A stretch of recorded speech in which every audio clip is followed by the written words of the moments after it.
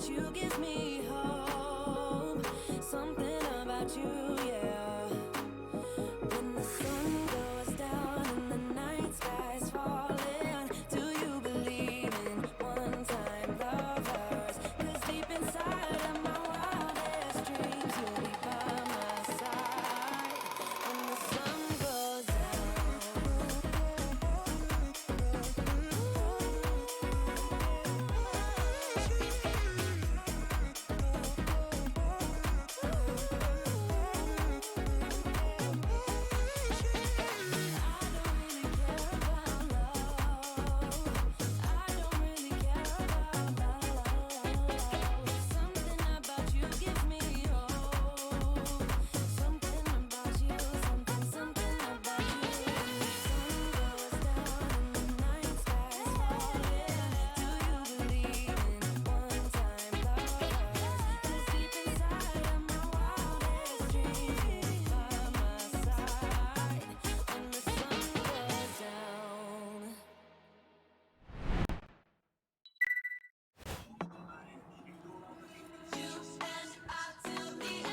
There's my microphone that's now done. Haha!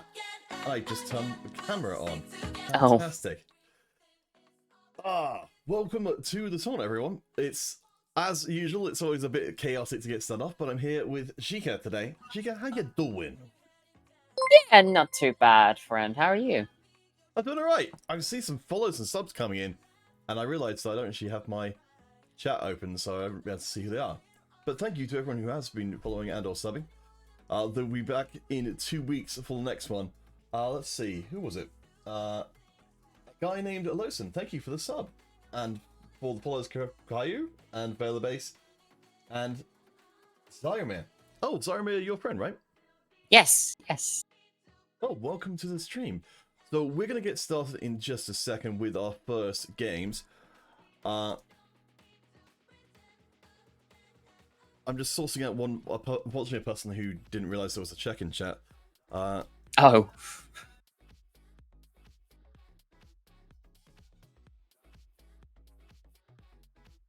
I'm wearing a lot of hats today, so you're xiica, you probably have to do a little bit more of the talking, carrying the load here.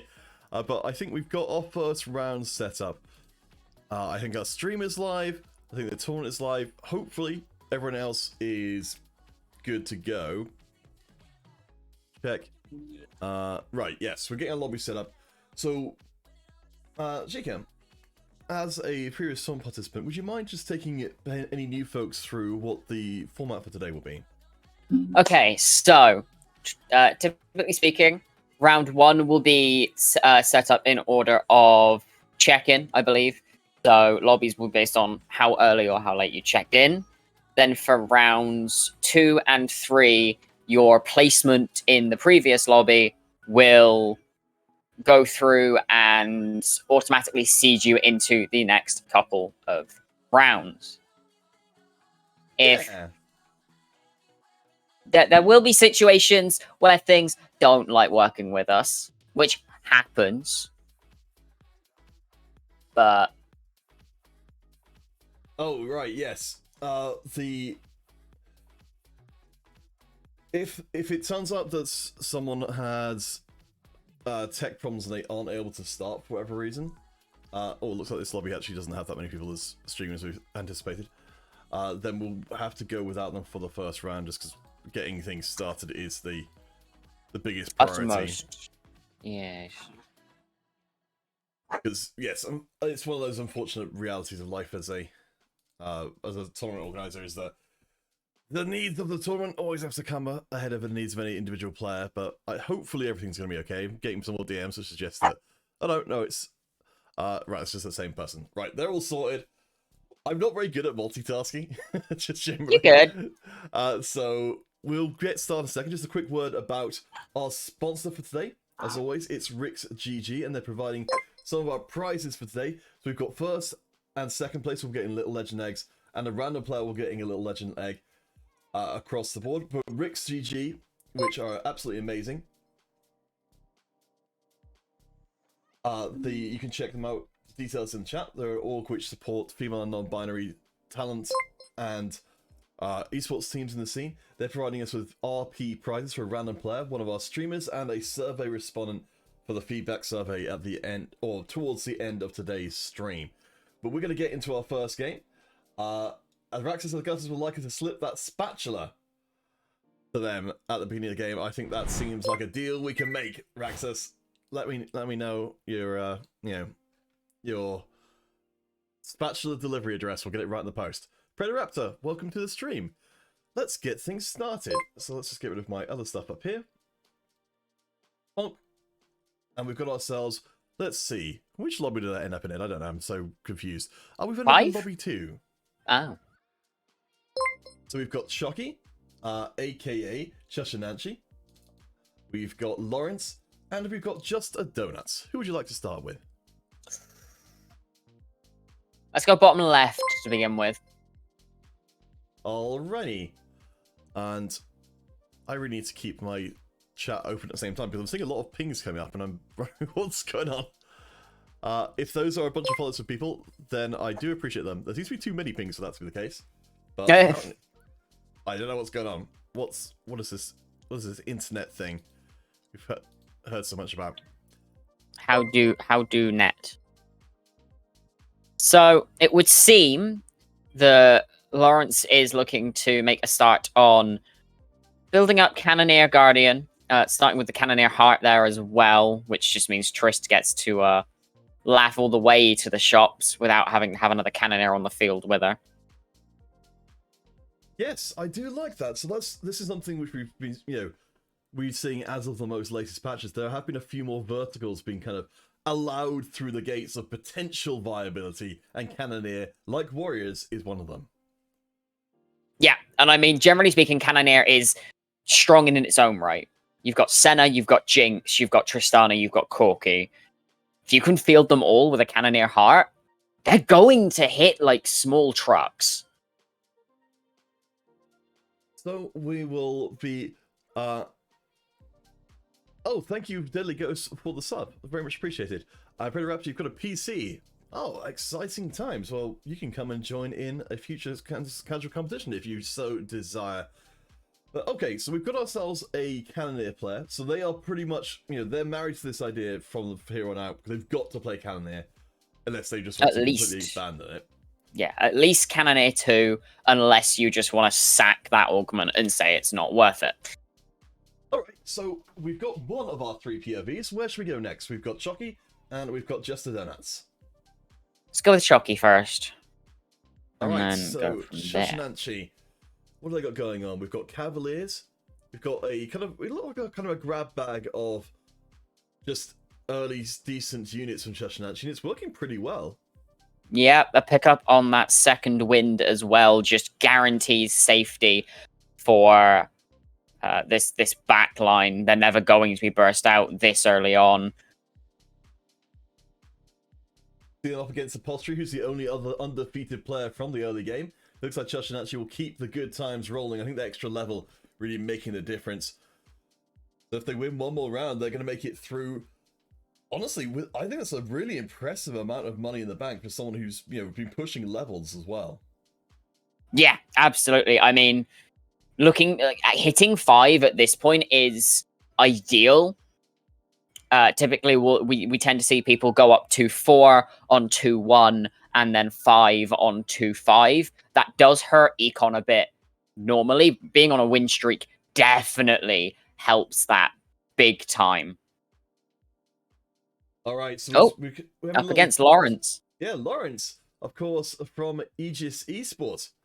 I've managed to successfully, I think it was them I managed to troll in the chat by pretending I didn't know what anything was about. Just to try and get them to explain things. But yeah, no, definitely do check out Aegis Esports, especially if you're in the US. They've got some really good US tournaments, and they've also recently revamped their stream. It looks very cool. I might just steal some ideas from them, honestly, because it looks cool. Yes. So yeah, Lawrence is down towards the bottom with Pills, who is of course an IRL friend of mine. Haven't seen for quite a while, but we actually went to school together. Interesting. Yeah, we're seeing tier 4s come through in their shop already.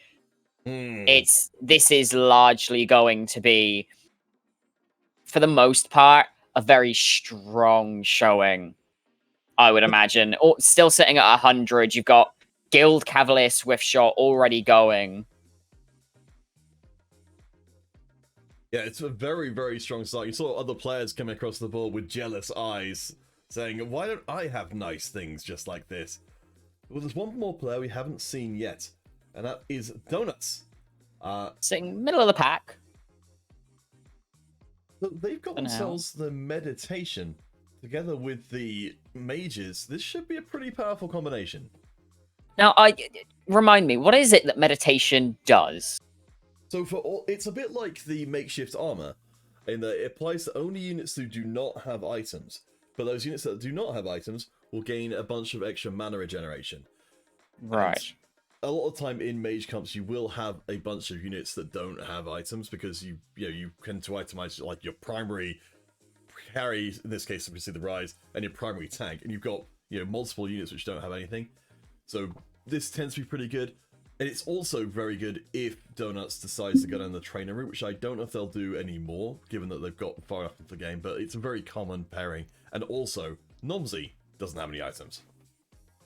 This is true.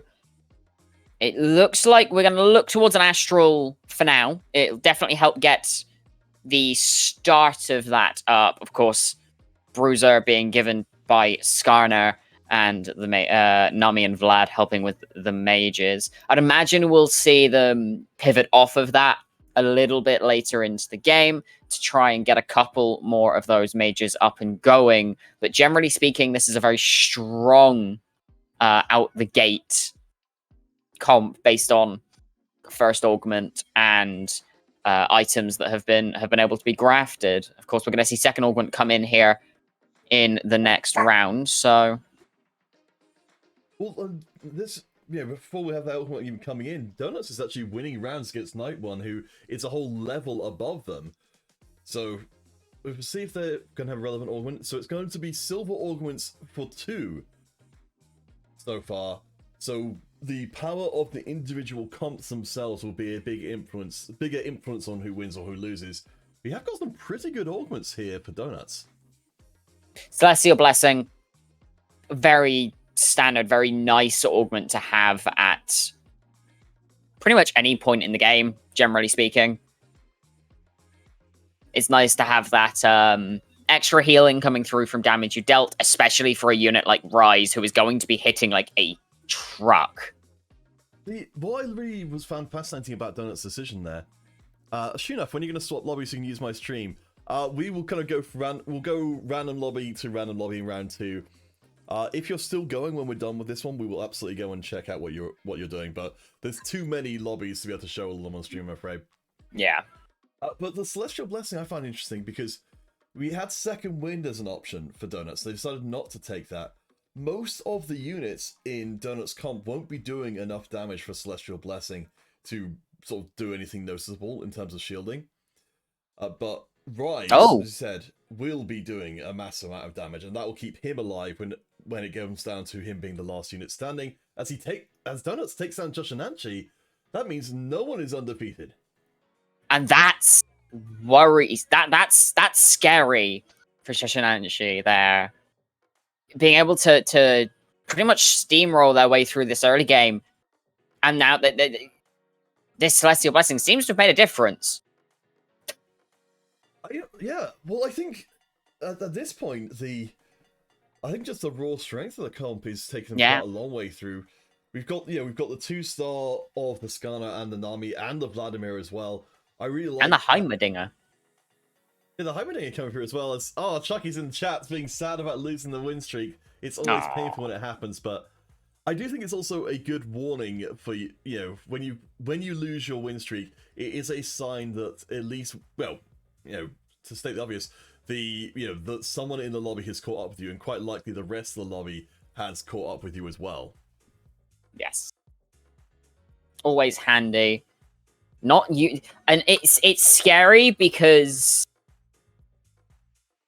Just Donuts is going through these rounds without losing a unit in some places, which really talks to it's a testament to how strong the comp they're grafting is. and how well they can use the augments they've been given, despite them both being silver, to their advantage. Yeah, I think it's a really, really solid setup here. Mages are extremely popular at the moment, especially considering that you can also potentially late game take what you've got going on here with Rise and end up making it into an Aurelian Soul. Not an Aurelian Soul, an Aoshin. Aoshin. Who is nightmarishly strong if you can hit. Yeah, Aoshin is petrifying at the best of times. Oh! Well, that's a good chance to switch streams, so let's go check in with Lawrence and see what they're up to. Oh, look at that face of concentration. I love seeing player cams, because you just get this whole other thing. One thing we haven't actually noticed yet, but is very important, is that the first Shimmer Scale item is also the best Shimmer Scale item. Ooh, Draven's Axe. Yeah, that is just ridiculously strong. I think Lawrence would love to be able to have all of this kind of attack speed, attack damage setup on a range carry to keep them a little bit more safe. But right now it's on the Olaf, which is pretty vulnerable to just getting deleted. But at the same time, Olaf does do a good bit of damage himself. It's no laughing matter, especially if you can get Warrior going, which we have Warrior 2 on the way up already. We have an Idis, has just kind of said, I'm sacking the Cannoneer, is now sitting with, I believe that is Stand United. Yes, it is. Which, of course, is it attack speed to adjacent allies, or is it resistances to adjacent damage allies? And AP, but based on the amount of active traits. So notice this was the player we were talking about before and saying, you know, are they going to be running Cannoneer? I think in this case, you just run everything. Well, yeah, they've got 5 active traits, including the dragons. So that's a good amount of AP and AD for a silver augment. I'm still not completely sold here. You can see Lawrence is kind of pushing a little bit of his money into leveling because he's going up against Donuts now, who of course is the player we saw before on the win streak with the very strong Astral comp. One thing that the Rise won't do terrifically well is deal with one single big tank, because his damage is kind of, you know, it's sort of trickling in. It gets bigger and bigger as it goes, but it doesn't burst anybody down. And off the Draven's Axe pop. Yeah, is going to lose. Yeah, I don't think so. But at the same time, that's a very nice situation to be in, because, I mean, the Idis, it took forever to die. You got that Draven's Axe pop, which is vital in most scenarios to staying in the game, because of the amount of safety and just pure strength that is provided by that, having that mass influx of gold. One thing I am worried about here, though, for Lawrence, is you can see that they're putting some effort into growing their Olaf, and I don't see Olaf as a long-term proposition here, because the Draven's Axe is so good that you ideally want to keep Idis in for the rest of the game, and Olaf, therefore, will never benefit from any of the scale score bonuses, which is kind of, you know, what you need to keep him alive for any amount of time. So, I don't know, we'll see. I would love to see, you know, I think a Xayah would be the ideal here for Lawrence to have, again, Corki would work fine as well. Or, really? Alright, what? What's going on? Just legendary dragons in every shop.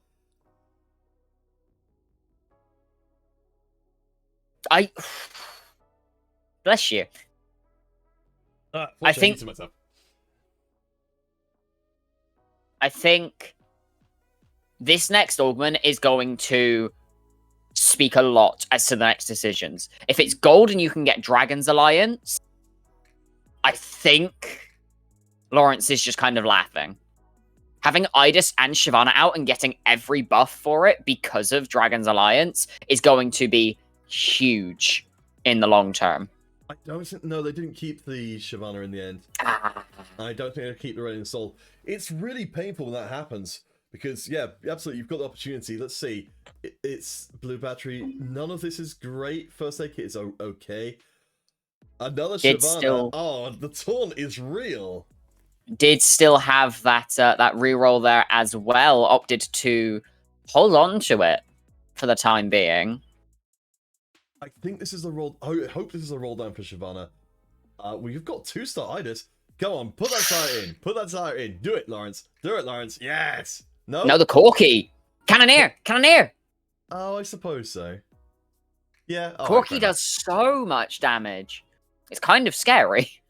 The thing is, 2 Cannoneer is pretty garbage at the moment.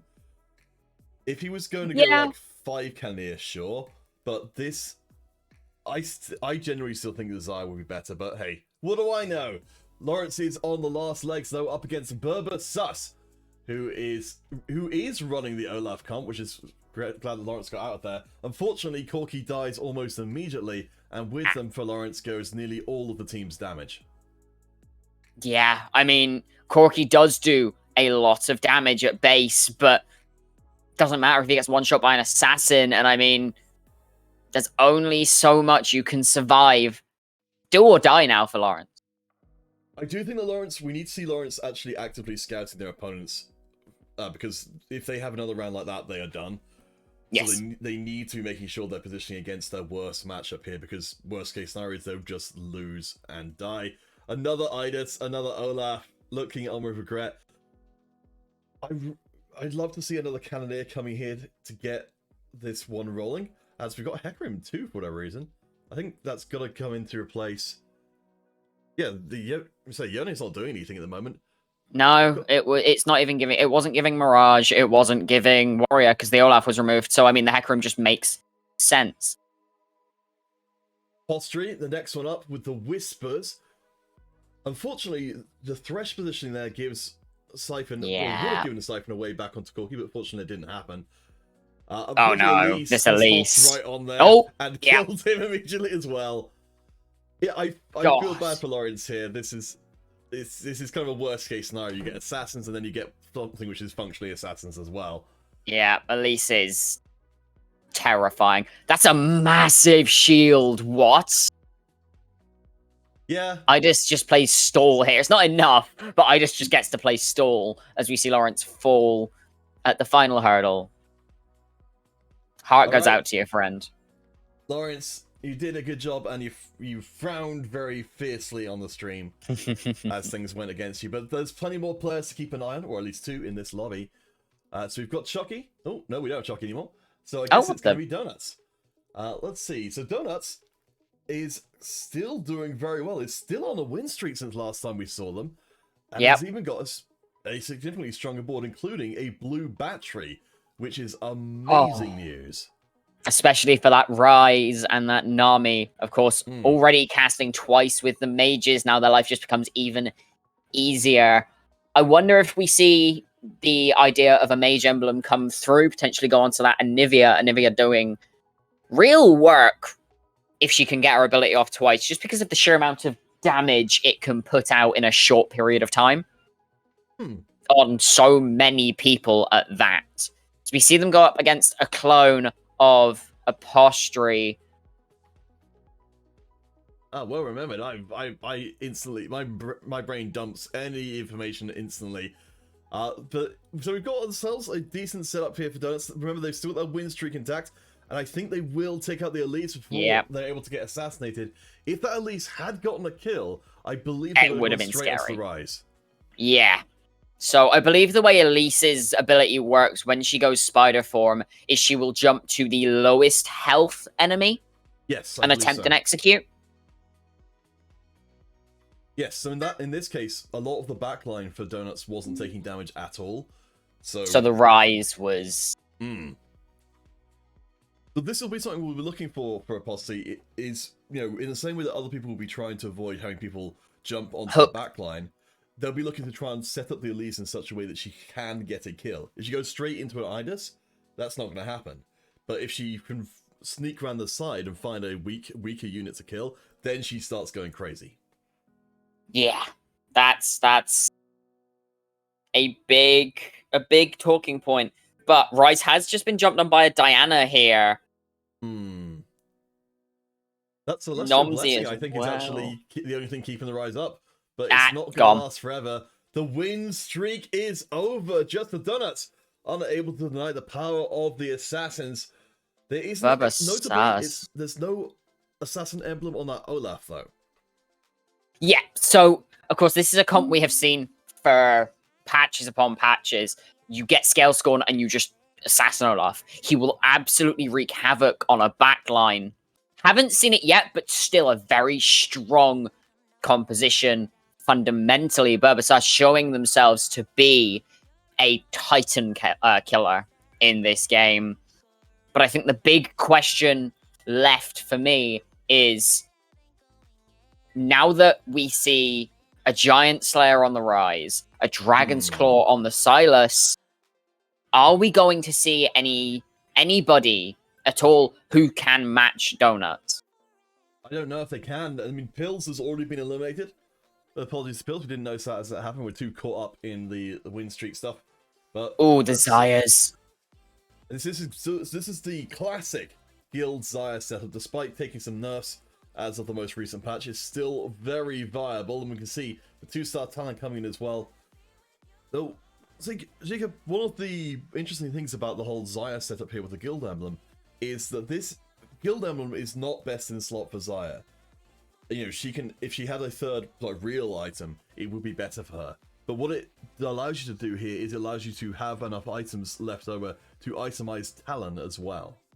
Yes, and it allows Xayah to gain, at 4 guild, I believe it is 140% more. Oh, more guild stats, yes. Yeah, more benefits. So you're looking, with the guild units you've got out, you're looking, I believe, health. Yep, AD from the Talon. Attack speed from the Twitch, and Omnivamp from the Emblem. Yes, oh, there we go. Even showed us right there. Yeah, if memory serves, those stats aren't as good as just a third item, but they are acceptable. And, yeah. And while Tushin actually did lose out there to Burbasas. Again, Titan killer. Yeah, they're doing a real good job of taking down some big hitters. I think it was a Apostry, actually, that just... Because I saw the Elise going mental. Oh, no, well, yes, you may well be right. Alright, let's scoot around and see who's watching the watchers here. So we've got... Alright, we'll see the Assassins up against Chushinanchi. So we might well have the same problem here for Chushinanchi as we had against the Whispers, which is having Xayah knocked out relatively early. But actually... She is doing work. The Diana is... The eyes are on Sejuani. The Talon's the only one you've really got to be scared of her. And oh, the feathers! The feathers fly. I think that Omnivamp you mentioned before from the Guild Emblem was a big part of Xayah managing to stay nice and comfy throughout that round. So, big news for Chushinanchi. We have got Dalthir being knocked out, so we're down to our top 5. Donuts is still at the top of the heap. Let's check in briefly with them to see how things are. Yes, as we were talking about, the Aoshin has come in. So 4 Tempests has arrived, and this is a world-endingly strong dragon. Definitely so. I mean, while they're not... I don't believe they bring Mage to the table. They are still going to hit like a small truck. That's a 3-star Olaf they're coming up against. Burbasas, as we've already named, the Titan fella. We'll see if it can be done here. Here comes the storm, but not enough units have gone down. This, I think, will still be a problem. Until we see the 2-star coming in for Donuts, I do not think that first cast is going to be defining. So we'll keep an eye out for how Donuts does. I think they've got 3 items already. I believe Lawrence is going to be looking at some of the other boards in the lobby for us, so we'll... Yes. So we'll hop across and see what they're up to. They're actually taking a look at Night 1. We haven't seen a lot of Night 1, but they did manage to get the Cannoneer going, where Lawrence was unfortunately unable to put together the cannon line they needed. Yes, and I mean, having that artillery, it is very, very scary. It's very difficult to actually kill a well set up Cannoneer comp. You kind of just have to hope and pray that the Corki or the Senna are taken down quickly, because Jinx and Trist are really there to provide a little bit more utility. Oh, hold the phone. We've got some exciting news in for Berbersus. They have hit 3-star Olaf. While it's not an assassin Olaf, it is a Tonky boy, 3,000 health, and a bad attitude. Berber is going to see if they continue on their path of cutting through comps up against Apostry. And Apostry, another one of those players who we've seen be able to fell some of the bigger names, but I don't know if it'll be enough. This Siphon just isn't allowed to play the game, and the rapid fire on the Talon keeping them safe from the Nico. Oh boy, Apostry is going to be feeling pretty bad about that last one as they get overtaken by Berbersus. The top 4 is on the line amongst these 5 players. And yeah, just didn't seem like anything could happen there. Looks like Apostry is hoping for an 8th Whisper to come in. But Berbersus, I think they've pretty much got everything they need right now. Yes, everything they could possibly hope for is on the board. Oh, we have 7 Whispers. Oh, I didn't realize that until now. Are we missing an emblem for that? Yes, I believe so. I think we're missing a heart, which you need to get up to the full 8. Which can't happen. Yeah, I guess they are just using all 7 Whispers pure. Well, 7 Whispers worth, just because every one of those is useful. There's a hook onto Xia for Chashinanchi at the back. Means Chush does get pulled into the danger zone of getting run into by the Siphon. The Elise will be hopping, skipping, and jumping. There's a knock onto Xia. She still stays alive for now. She takes down the Siphon. It's one-on-one with Elise. It's going to be real close, but Elise has it by a country mile. Will go up against Hecarim and finish the job. The feathers may fly, but they don't fly far enough. Very unfortunate situation to be in for Chashinanchi, but I mean, generally speaking, things are looking terrifying on the top end of this board. Not only are we looking at a Scale Scorn 3-star Olaf, 7 Whispers, and Guild Xia, we just have a lot of good units independently, as we see for Donuts, a 2-star Ao Shin coming in, and another in the shop there. Wow.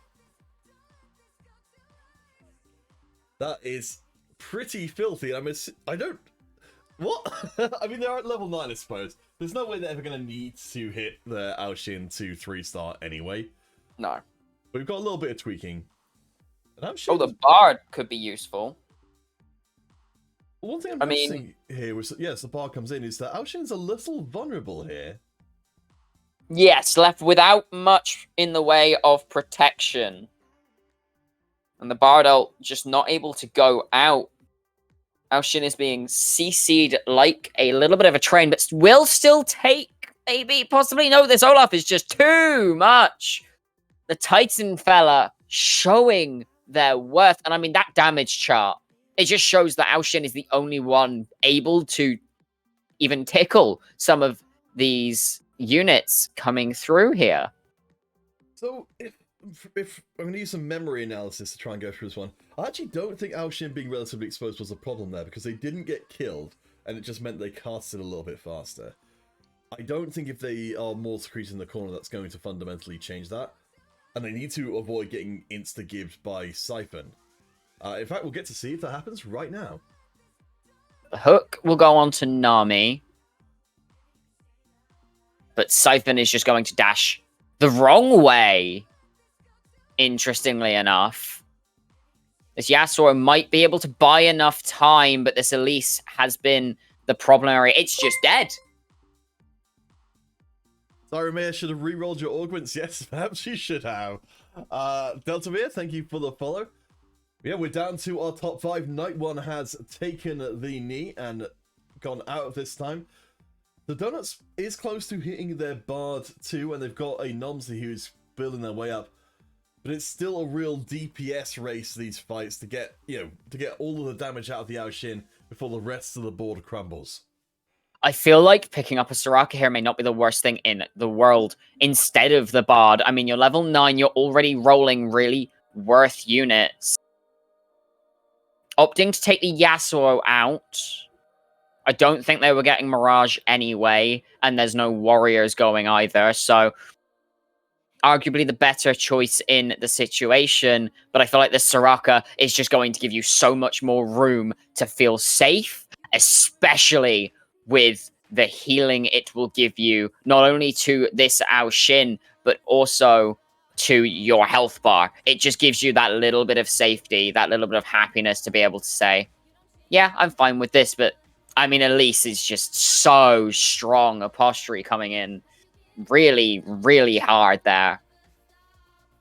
Yeah, you need to be able to get rid of that Elise early on before she stacks up. Oh. Oh my gosh, Twitch, what are you doing to me today? It's been even more obnoxious than usual. We'll check Right? in with Lawrence's POV. They're currently checking out what Chashinanchi is up to. So Chashinanchi and Apostle are currently at the bottom, with Burbasus on their way up on a win streak on 22, and Donuts still holding on at the top. But as we saw when we'll see again down the corner with their Ao Shin composition. So let's talk a little bit about Chashinanchi. What do you think of this current setup? I don't know how to feel about it. I mean, I can understand it's your typical Guild Xayah setup, but at the same time, there isn't really that massive wow factor. I mean, you've got Assassin coming through now as well, which is handy, but Xayah is so vulnerable, especially to this Siphon, because this Siphon is going to be looking to dash down there immediately, and that 5,000 damage auto attack could be... It could just be the end, but oh, the feathers, they fly! I'm thinking that Giant Slayer seems to be playing a pretty big part in what's going on here today. We saw the Ao Shin with it before, we saw the Xayah with it now. Unfortunately, the Elise is such an incredible round ender that Posse is winning these rounds, though they're not doing a ton of damage. Donuts was able to take out Burbasus. Oh, interesting. Burbasus now going to level 9. Means we are set for a endgame situation where 3 of our players are 1 round from dead. And at this point in the game, that's not ideal. We're going to see Chashinanchi go up against Donuts in this last round, which means Apostry and Burbasus. One of them will fall this round. Question is, which one will it be? Something tells me Apostry may just have the upper hand. Alright, Chashinanchi up against Donuts. We'll see if we can find the other POV if we can. Yeah, I think this is the other one. No, that's the same POV. How about this one? No, all the same POV. Alright, never mind then. Yeah. So Chashinanchi trying to hold on for dear life. Now, Xayah does have target access, but I don't know if they've got the time. Feathers. Down to the last shot, gonna get stunned in place, and here comes the thunder! Okay, it's lightning. Struck down where they stand. It's Burbasus versus Donuts at the end of this lobby. That Xayah, it did so much work, but I mean, the blades, they may just not be enough. Sadly, having that blade caller, it just you can't sharpen them enough to cut through the eye of the storm, it would seem. So we're down to our last 2 POVs. Thank you to Lawrence for keeping going as Chashinanchi took a little break there. Xayah, autonomy is harder than normals? Yeah, it absolutely will be. You're playing at a very variable skill level as 2-star Xayah comes in. So this is something I was complaining about before we start our stream today. Zoe getting a buff and proving to be one of the most annoying units in the game now, because she will just stop you from playing. He's on Yasuo as well. Oh wow, and even a 2-star Yasuo. Donuts is in a very, very strong position here. Ashin being kept safe in the corner. Oh, the prismatic lasers are huge. Oh my gosh. Might just die. She will, but time has been bought and the units have been weakened. The more units off the board, the more powerful the Ashin is. Olaf is still strong enough. And you can see it on his face. It's written there. That Olaf is something else. That Runan's just whittling Ao Shin down on the side. So there we have it. The Strong. Olaf without the Assassin Spatula is still proving to be almost impossible to deal with. And I wonder, do they have more than Warrior 1? They don't. That's really, really impressive. It just means this Olaf, naturally speaking, is so hard to cut through. Well, let's watch the next iteration up close and personal. We've got the cast going through again. I think this Zoe. time it's going to go a little bit differently. No? Olaf is still there, and Pike got to survive as well. The Zoe couldn't quite get everything done. Oh! Shin! Okay, the Titan fella not quite able to fell the king. Oh Might my be right, gosh. Silas, but there's no Kingslayer to be seen so yet. Wow. What a first lobby we have. We got our results coming in right now. So hopefully everything will be all nice and set up. I think we are relatively soon on to the next one. It looks like table 5 is still playing. So let's see if we can find ourselves a streamer from that lobby. Raxtus and Schnoo. A fun name to say. Let's see, are they still going? Whoop, whoop. Loady, loady. Yes, they They are. are. All right. And it seems, who do we have left? Schnoo, Raxtus, and QTPTT. Oh my gosh, so we've got a even more obnoxious version of the Aoshin, the Mage Aoshin. Oh, good lord. You thought one cast of that ability was annoying? Have two. Seen much more interesting augments come in here. With Prismatic on 1. Got Ludens 3, a High Roller 2, and a Level Up. Level Up Plus, I believe, actually. Well, I mean, Level Up at the moment is going to be just ridiculous, given what we've got in terms of late game boards. You know, Aoshin amazing, Zoe amazing, Yasuo amazing. Having access to those ridiculous, you know, over-the-top units faster, And I think that's enough to win the game. Here. Oh, the Bard ult was massive, though. Only person it didn't hit was that Nami because of the Banshee's Claw. Raxtus just showing that these 5-star units, they may be strong, but they're just not strong enough. No kidding. Bastion is gone. I think we're going to be seeing Schnoo holding on here against one of the ghosts. Trying so that Dragon's Claw is doing so much work. Will drop to Raxus's not Raxus's ghost, sorry, QTPTT's ghost there.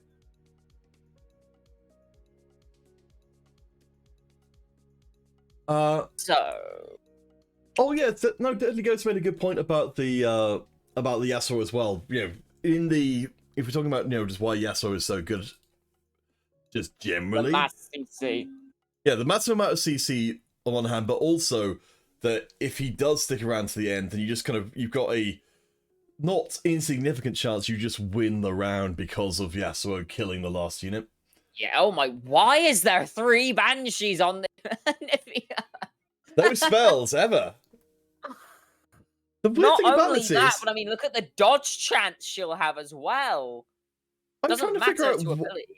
I'm trying to figure out what they're trying to protect there, though, is the thing. They've got 3 trap claws, but the 3 trap claws are protecting, like, utility units. A Lulu and a Nivea who is just playing utility here with 0 damage items on their board or on the user. That's really interesting. I would much prefer to see one of these trap claws being applied to Xiaoyu, because currently the 3 units that are being protected by trap claws are all units that don't do an enormous amount. Yeah, I mean, Ashe, if Swift Shot was going, we may actually see the Ashe do something, but sadly, we're just not. The Ashe doesn't have any form of item. She doesn't have Swift Shot, so the damage she's going to be putting out is extremely lackluster. Apparently, Schnoo destroyed the early boards for everybody. certainly makes sense that we've got down to 3 who are all very low health. Yasuo sitting on the bench. I don't know if we're going to see any kind of major upgrades for Schnoo's board, because they haven't got the money to go further. Oh, no, of course. The Ashe is gone. So that's our upgrade, and that's our unit that is worth defending with a Trap Claw. Yeah. Well, sorry, not a Trap Claw. 3 Trap Claws. Three trap claws. They don't stack, do they? They do, but you can break through them, I believe, with enough damage. We'll see. So that's one thing. Wait, and that's a Soraka. Where did the Yasuo go? The Yasuo never came in.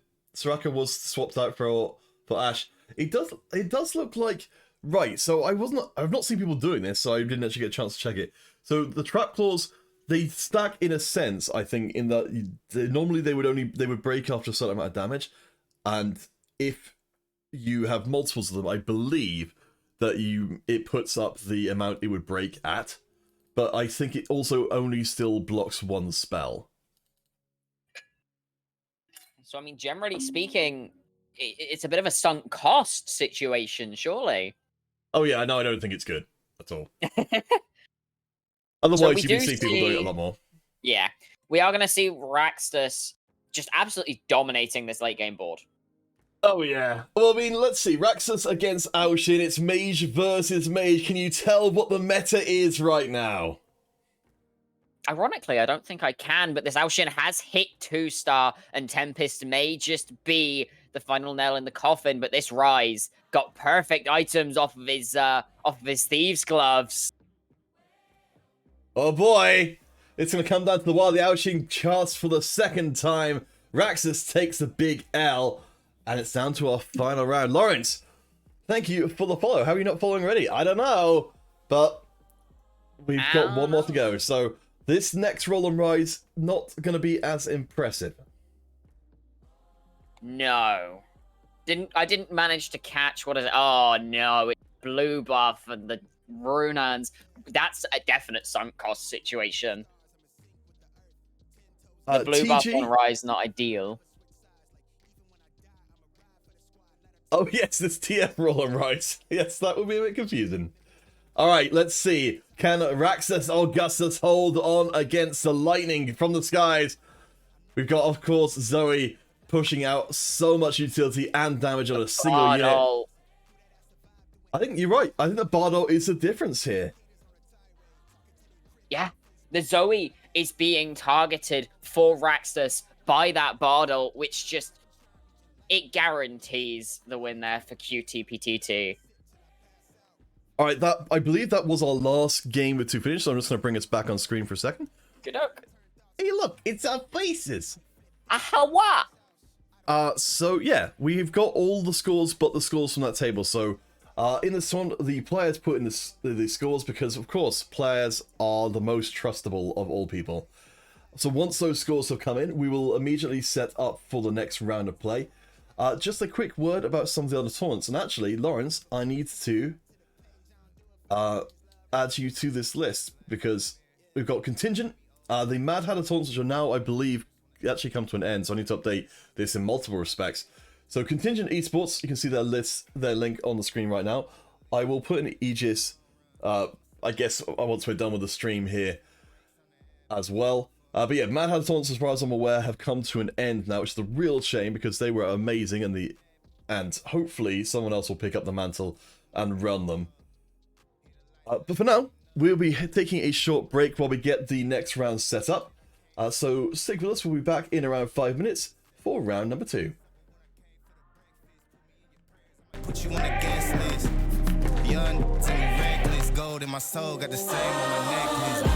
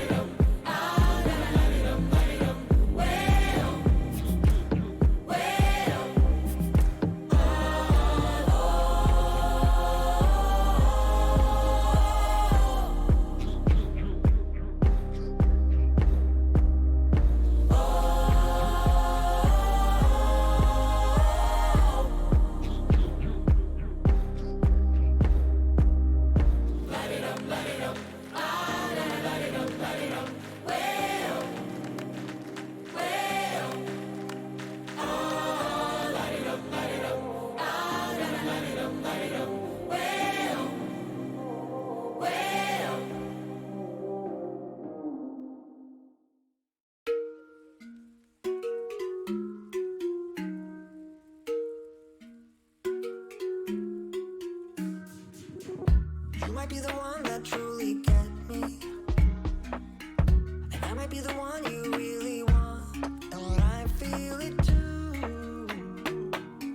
But you don't know what I've been going through. This is when you tell me that you're different. This is when you try to make me fall. Convince me it's true. But you didn't even have to try. 'Cause you can start a fire without a spark. Forget what I told you. Forget all about that tonight. Just remember the flame. You remember the flame. Alright. Forget what I told you. Forget all about that tonight. Just remember the flame. You remember the flame. Alright.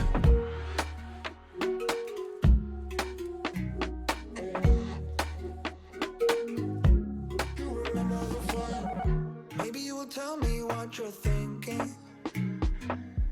Or maybe you will give me all the blame. But I'm moving on. I just have to make sure that you know.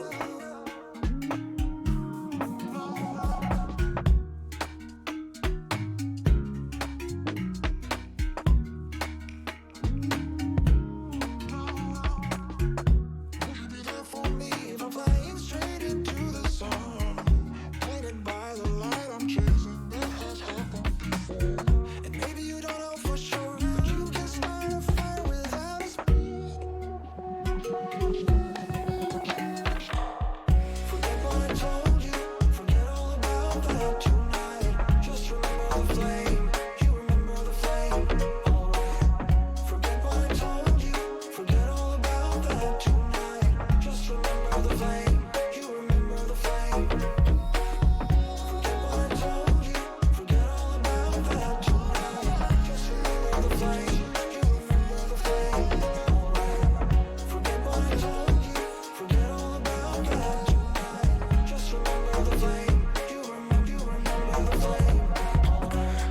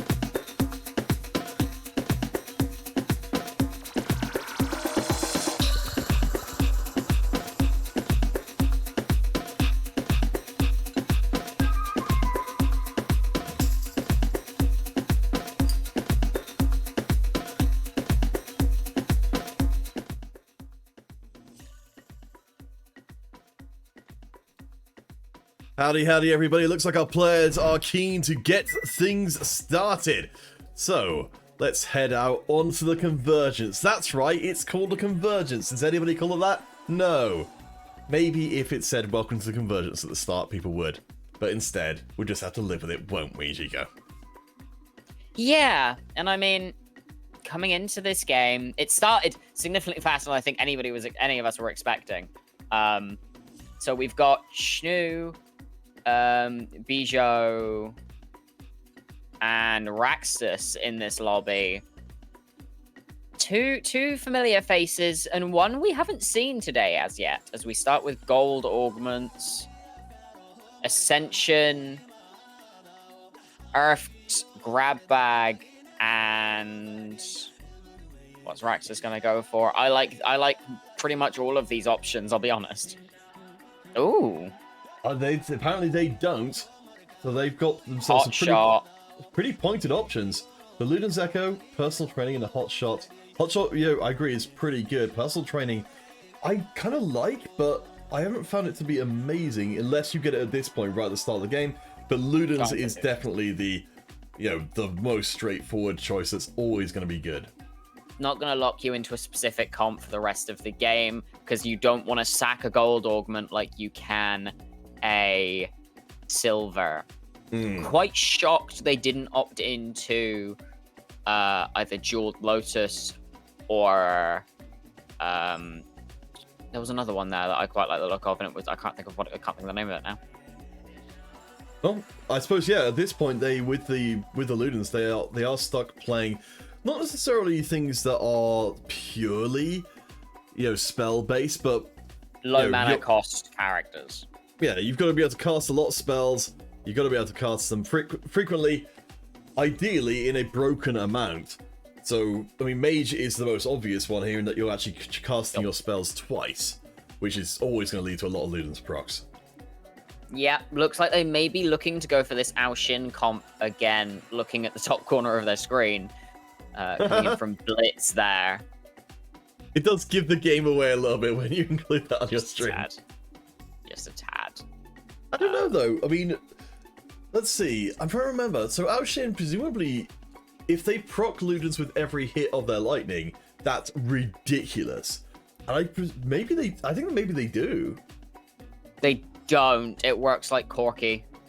Oh, is it only only the initial cast? Yeah. Okay, well, I guess in that case, that's going to make it a lot less ridiculous. I don't know, though. I mean, they've got the items for... Right now, they've got frontliner items, and they've got a nearly large rod. I would be expecting to see them still going towards Mage, but they're not picking up the Heimerdinger, so maybe I'm wrong on that, and they were going to see a Karma reroll maybe instead. Possibly. Generally speaking, we could also see maybe a pivot towards a Revel comp with this Ludens. Oh boy. Putting a Revel emblem on Ao Shin works the exact same as it does with Corky, where every unique bolt fired from Ao Shin will count as a stack towards Revel's firecrackers. Kind of like how Corky's rockets do. Oh, of course, yes, and Deja would be the one which I guess would be a lot easier to access who does the same thing. I don't think that would be for Cannoneer. I don't think it would work for Revel. Oh no, so Deja, every one of Deja's attacks and abilities procs Revel. Really? Yep, it's pretty nasty. Up against Levin here, who got themselves a very early Assassin Spatula. You noted actually that there was I think actually one of our POV players had the chance to lock down an Assassin Spatula as well. I believe it was Bizzo. Yes, Bijou. And is it Bijou? That's how I read it. I could be wrong. I mean, I've got no idea at all. I'm just going literally just of what I think. Yours sounds more sophisticated, so let's go with Bijou. But they've gone for Assassin, and they've gone for Olaf as well. So we have got at least a 2 Assassin lobby. Yeah, and I mean, we're actually going to see the Assassin Olaf put to proper use in this lobby, unlike the last one. But I mean, you're contesting your Assassins, and that's the problem, because Diana is one of the strongest assassin units the game has to offer. Both of these comps are going to be looking to run it. There's going to be a lot of contention, which means neither of these comps may be able to get off of the ground. Yeah, and even if they do, they're almost certainly not going to hit the 3 stars in any kind of timely fashion. I'd honestly be kind of tempted to just settle for 2 and just push levels to get more assassins in rather than going for the reroll at level 7. But we shall see. So let's check around on our POV. So we've got Bijou with the Assassin Olaf set up here, the Bruisers and Warriors, all the kind of things you'd expect. Yep. We've got the Mages up here for Shnu, whose name is fantastic to say. So, one of the things that I'm kind of wanting to get your thoughts on, xiica, here is the Mages, generally want to draw rounds out. Rise gets stronger as the round goes, and Ascension also gets stronger as the round goes. What this doesn't have going for it right now for Shnu's comp is there isn't, any augment or item support in to make the rounds go long. Yeah, there is very little frontline going. The only thing you really have is Vlad's ability to sustain himself and Silas's massive shielding. But they don't have items. They don't even have high star levels, which makes it very, very difficult. Of course, if the Rise is already mid-cast, that Varus is going to do nothing. But yeah, if you can't pick up a strong frontline unit here to pair with this Silas Vlad duo, and then be able to move the Lilia back to just be this insane damage dealer, then things are going to start to look very, very rough. So something Shnu might be thinking about here is trying to get in Trainer to be able to, have what will eventually become a frontline unit in the Noms eventually. But they're not showing any interest towards Tristana, so maybe that's not on the cards for them, and they're just going to try and push levels and rely purely on the Silas to keep alive. Well, I mean, we saw something very similar from Shnu in the last lobby when we checked in with it towards the end. The Tristana, not a favored unit for anything that isn't running Cannoneer. Typically, we tend to see Lulu be opted towards for that trainer buff. Did pick up the Tristana now, though, which tells me they're looking to switch the Tristana out for the Lulu when the Lulu comes in. Alright, so then we've got the 2-star Hangman will be joining the squad. I assume beyond this level is maybe... Oh, no. Okay, well, never mind. Maybe Trainer isn't on the cards at all. But at least we've got a reasonable idea of what Shnu's up to, so we'll keep on moving and keep ourselves updated. So we've got the Assassins down there, the same as before. Raxus, Augustus. So they have gone the route we thought, which is to go for the re-roll Karma, Karma Ezra with the front line of the 2 Guardians. But so far, it looks like they're not finding much joy, the only 2-star units being their frontline, which isn't necessarily a bad thing, but it's also not what you want at this point. You need your damage dealers to be at least a little bit beefier, especially in a lobby with double assassin. I think that's maybe why we're seeing Raxus actually picking some mages up on the bench here. They might be thinking about abandoning ship on that idea of going for the Karma reroll because they just haven't found enough of them to justify it. And honestly, I think that's a perfectly reasonable option, especially given the situation.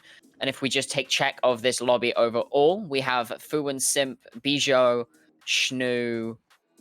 I can't read them, they're too small now. Just I realized I was making them small, I can't read them.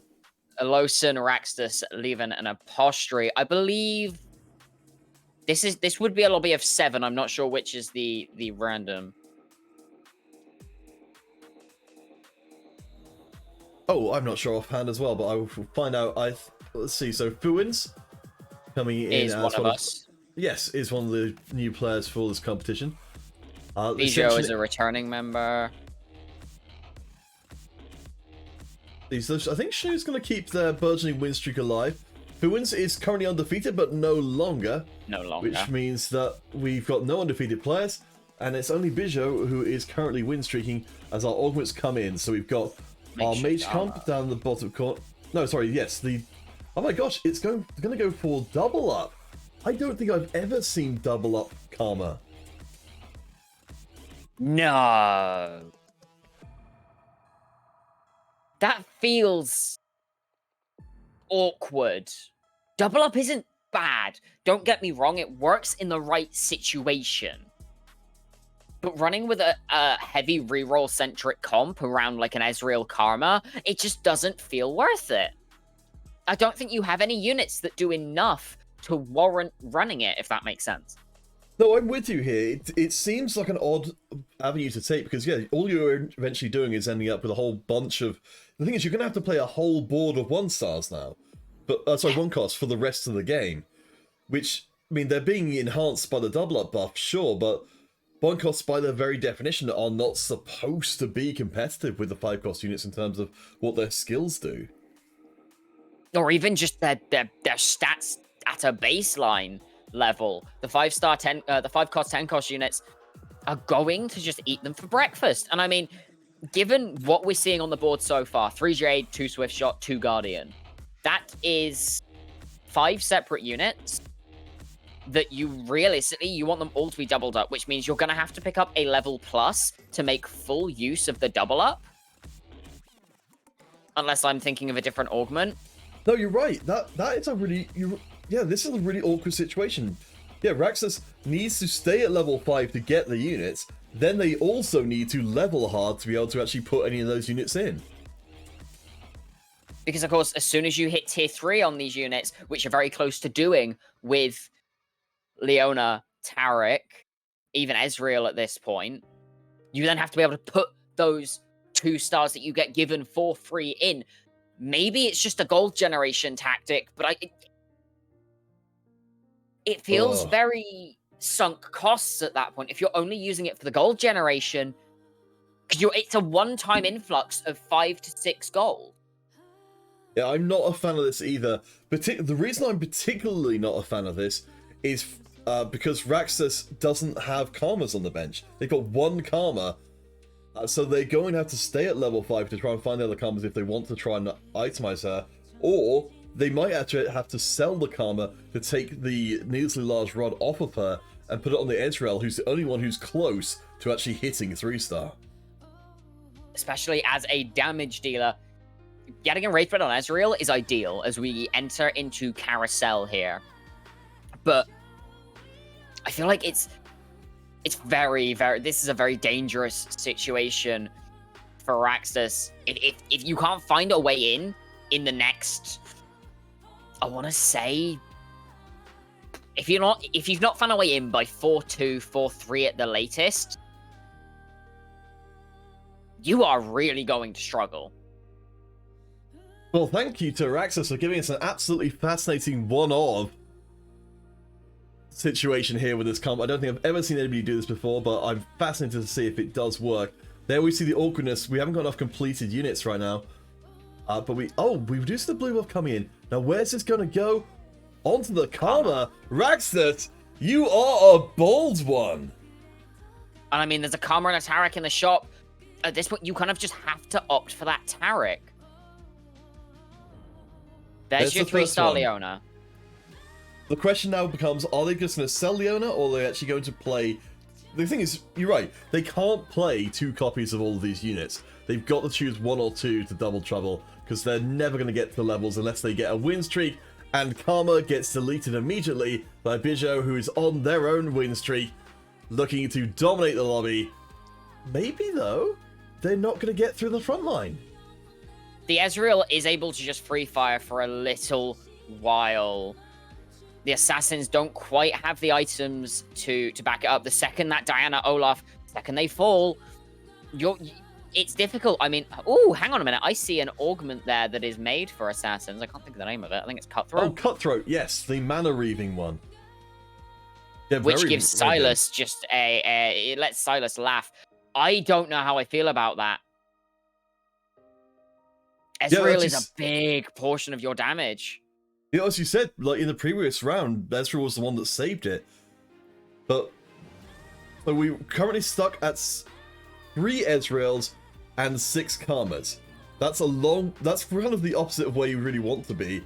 The Dragon Monster comes in, so Karma gets a further buff up, but up against Shnu, who is now 2 levels ahead of them. The rest of the lobby is pushing forward into the late game, and Raxus Augustus is stuck in the past.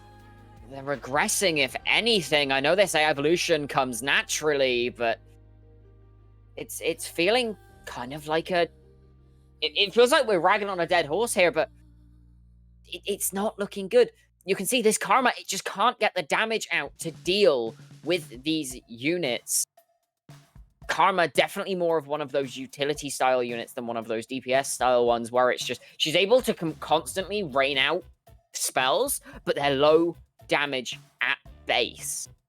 All right, we've been going after Raxus for a while, so I think it's one of those things where I want to be super wrong about. I want to see that can't work because I've never seen it happen before. So we'll keep an eye out for them, but we'll keep moving around and checking with things. So we've got, let's see. So this is Bijou. We can see that they are doing decently well. We've got a big separation between our top 4 and our bottom 4, and Bijou is just hanging on to being one of the top. And I mean, that Olaf is... You've got 2 of the 3 items you really want, and there's the 3rd. If you want to opt for it, this Bloodthirster will make that Olaf nigh on untouchable. If it's something you want to look towards. Another assassin emblem as well. Just reading the chances. So Assassin 2 was hit fairly hard, but the higher Assassin numbers very much not so. Decides to go for more tankiness though. Bruiser 3 to Bruiser 4 with the emblem. Interesting choice. I presume that's going to be going on to Diana to allow her to stay alive in the backline for a long time. We shall see. You have to imagine.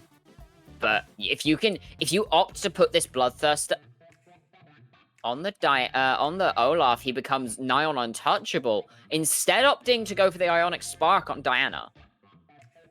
This does make sense. The scale's gone damage, it's magic damage, and that's going to cut down the resistance to the magic damage itself. But up against the other assassin player, Levin and Bijou, they're the two players who brought out assassin emblems from the very beginning of the game. But Levin coming over, strutting over to say, "I am the assassin player in this lobby. Get out of my way." Just completely taking control as we see a triple gold augment lobby. See, we've got Blue Battery coming in for the mages on top. We've got Celestial Blessing 2 for our Karma reroll friend. Okay, let me just go on this little mini rant again. I do maybe I'm super wrong on this, but I'm going to stake my claim here and say, as Karma 3 does come in, that's pretty nice. The Celestial Blessing is only going to help Karma stay alive, and only if she's taking damage. It will do nothing to stop the front line from being run over and killed. So that's just the reason I don't like it as an augment here, because it's only helping you when the round is almost beyond repair anyway. And I mean, I feel like I'm ragging a dead horse here when I say this Karma, it just doesn't do the damage that something like the Ezreal would, which we saw them opt to remove from their composition. Again, I mean, I'm happy I'm not on. I say Oh. with the Archangels, I think, and with the double up as well. I think that, let's say we see against Posture here. I think it actually might be enough, particularly if they can get in a third item, which they won't be able to do for a little while. But once they say get in a Giant Slayer or similar, I think this will be enough damage. You see, the Dragon Monster actually barely gives you anything. Yeah. But the Archangels ticking through, you have a round go long, then you're suddenly talking about some serious damage. I mean, I think an argument could be made here of dropping a Guardian Emblem on this Karma may not be the worst idea. I don't think you need right now, because you're running against double assassin, right? So you don't necessarily need the more damage, because there's not really many front lines to cut through. Having that Guardian Emblem just means you are so much safer. That's true, and that's always a trade-off players need to make with their itemization. Safety versus explosivity. LSN will fall victim to the explosivity part of the equation. It goes down to 4. Apostry on the 6, almost, or barely alive. I think could easily be our first elimination. Bijou has taken a fairly significant loss, though, in the previous round. So, when we'll come back to the Karma comp, we'll spend a little bit of time checking out... actually, no, not Bizzo. We haven't looked at Snoo. We haven't looked at Snoo for ages. So, again, opting for kind of like your Mage Astral, your typical sort of Mage composition. Rise, Vlad. Vlad looking negligibly tanky. But this Silas is still 1 star. Yes. I assume that we're going to be seeing a Mage Emblem come in. Yes, we are. We are looking at Carry Nami. And I think people do like Carry Nami more. I haven't looked into this enough to be able to speak with any authority on it, but...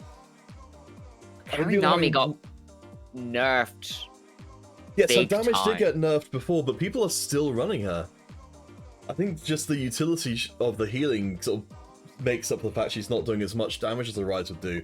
But I think she keeps the board alive for long, which lets the Rise do more damage just by getting in extra cast off. Opting into removing the Vlad there, you don't need it anymore now that you have that Mage Emblem on this Bard. Opting to bring the Sona in to give Evoker. Oh! And, the Bard ult stacking, yikes. So I think maybe my read on this ball was wrong. I think maybe what Shnu is going for is Ao Shin. Because they decided possible. they didn't keep in the Astral, as you noted, with the Vladimir coming out. So they, and they're also level 8 already. So they're not planning on taking Nami to 3-star. It doesn't look like they're taking Rise to 3-star either, which leaves the only route presumably going to be Mage Ao Shin. It must be. Surely. It just... I don't know. I feel like at this point, to go Mage Ao Shin, you're selling 2 units. Because you kind of want Nami's items and Bard's item on this Ao Shin. We see Allison and Apostry both fall in that round.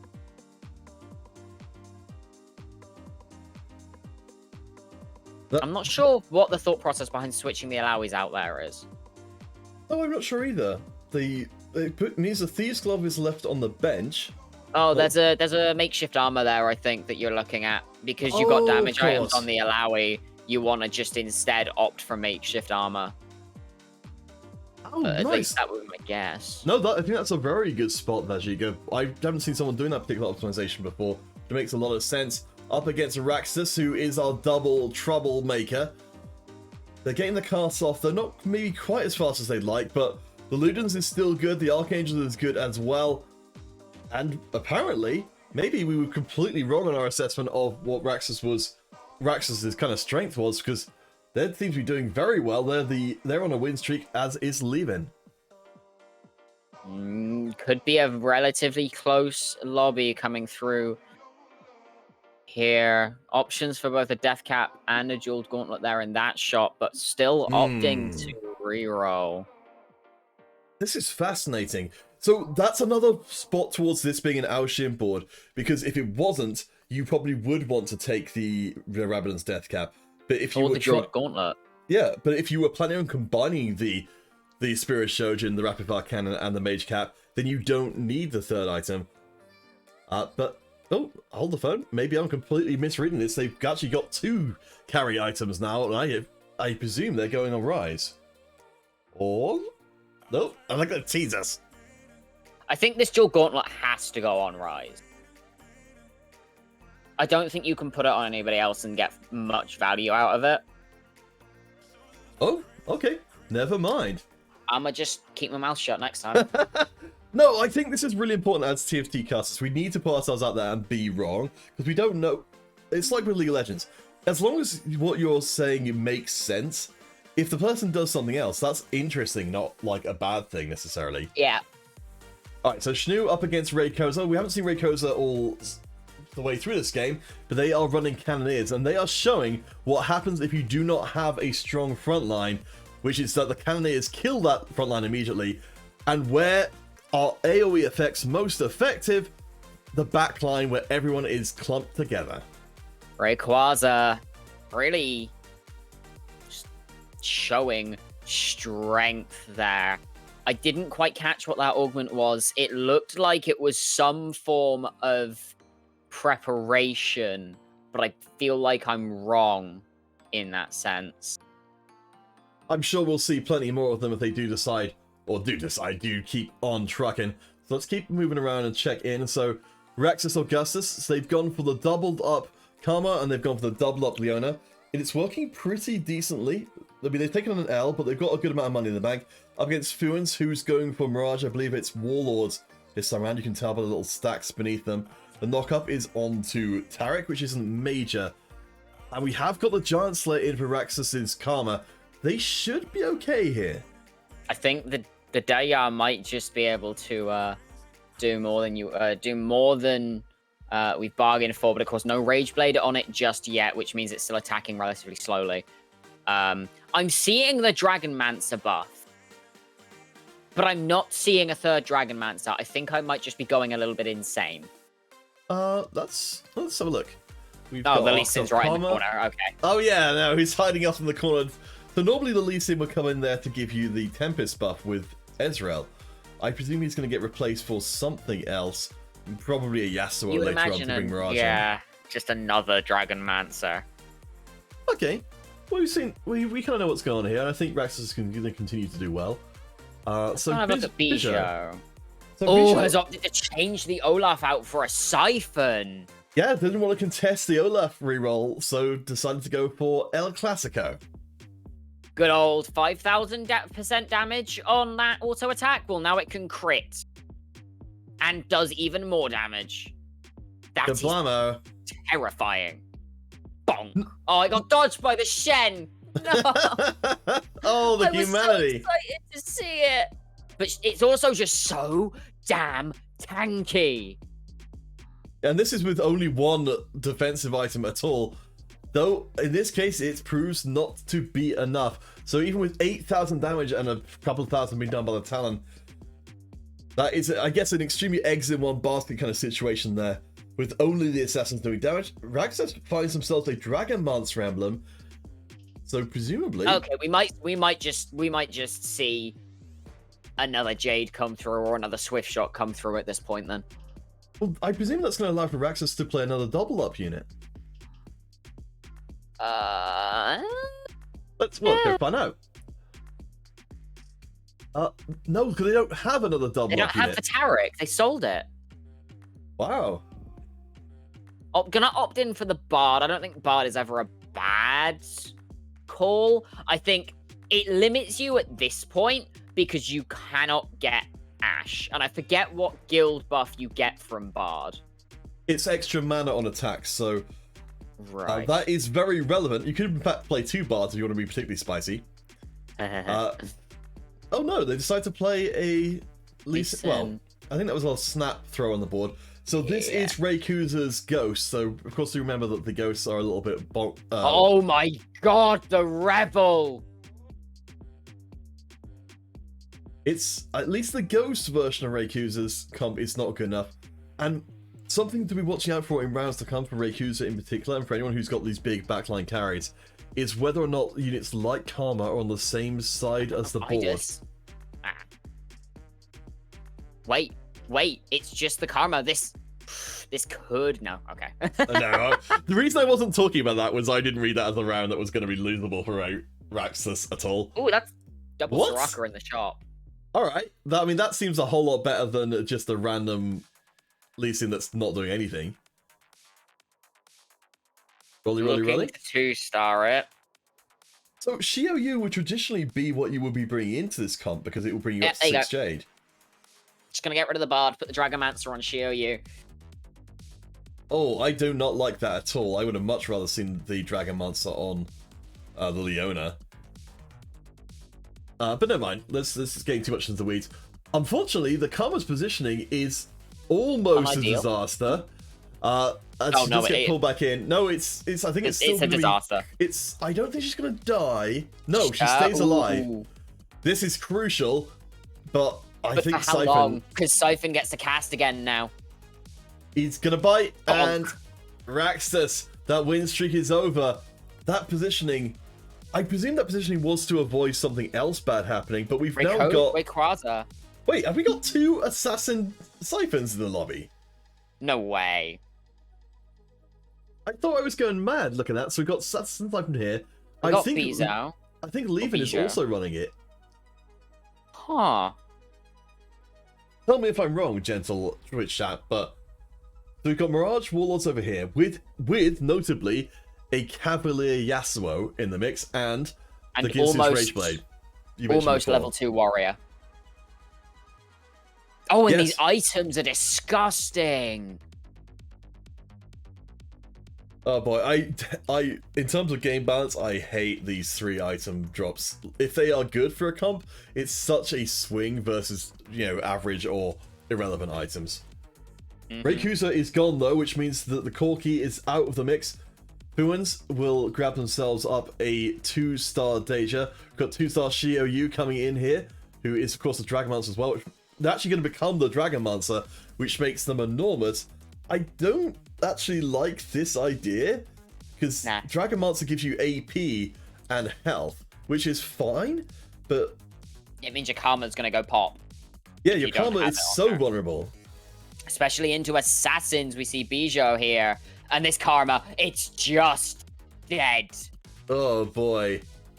I don't know if that would have changed how the Dragonmancer would be different, but yeah, on a theoretical grounding, that notion of trying to go for Xiaoyu as the Dragon Monster feels so incredibly risky when you've got a lobby full of assassins. It really is. I wonder. Oh, Shnu, I don't know if. Yeah. Raxus is just out, and Shnu, if we can stay on Levin for a second, I'm curious if we do have 2 siphons in this game. Yep, we do. Yeah, 2 assassin siphons running almost identical items. Good lord. So this is really fascinating. So of course, we're dealing with some pretty high level players. See, Shnu here is master. I think Levin is also master as well. So apparently, viewers, this is what you do if you don't think you can hit Olaf 3, then you don't try and you just switch to siphon instead. But I think both of them doing it, the other one is gonna be kicking themselves because it gives them that option of hitting that Olaf 3. Oh boy, I mean, well, no Olaf 3s in this lobby. We see Fuwin's here. He's 1 warrior off of that 2-star warrior, and that could be the difference maker. But the Daijar's dead. The Siphon is just getting to run rampant against this comp. Fuwin's not having fun. Well, no, as well, Fuwin is level 9, and I don't think they have any way of dealing with the Siphon at all.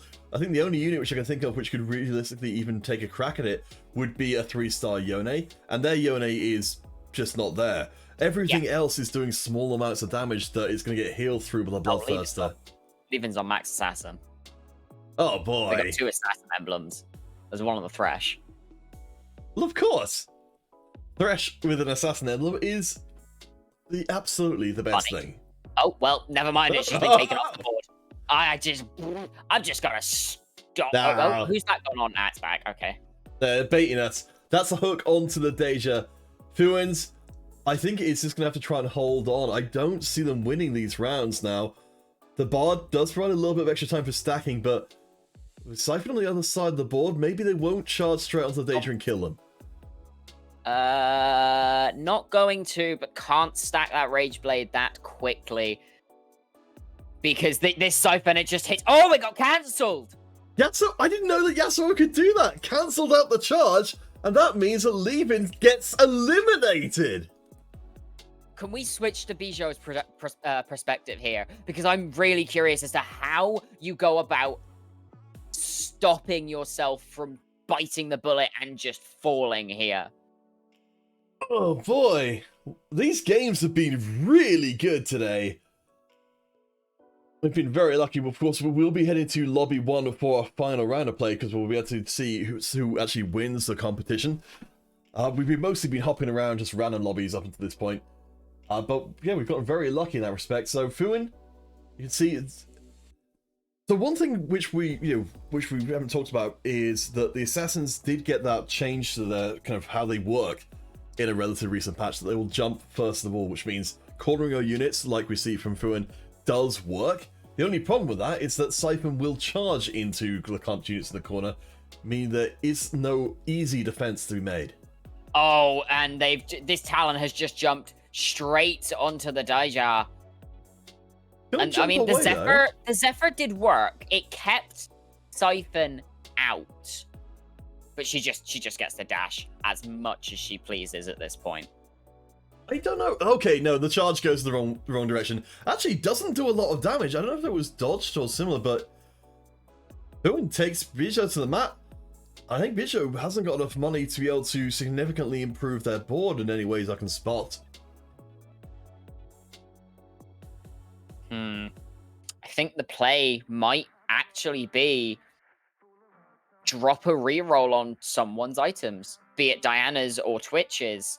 I think you just have to hope that the reroll gives you something you can work with. Because your front line right now, it's basically non-existent. It's tricky. We are seeing the little switcheroo here on where Siphon is and trying not to get Zephyr out. I think they're going to anyway. Yep. Yeah. Even with all of Bijou's work there, they still get Zephyr.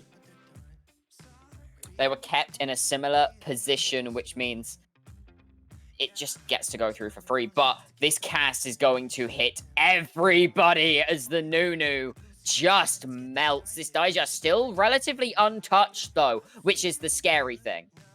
Yeah, I love the positioning here from Fuin that they put their Deja on the far side of the board on the front line, which meant that they never got charged onto. There were too many other tempting targets for Siphon.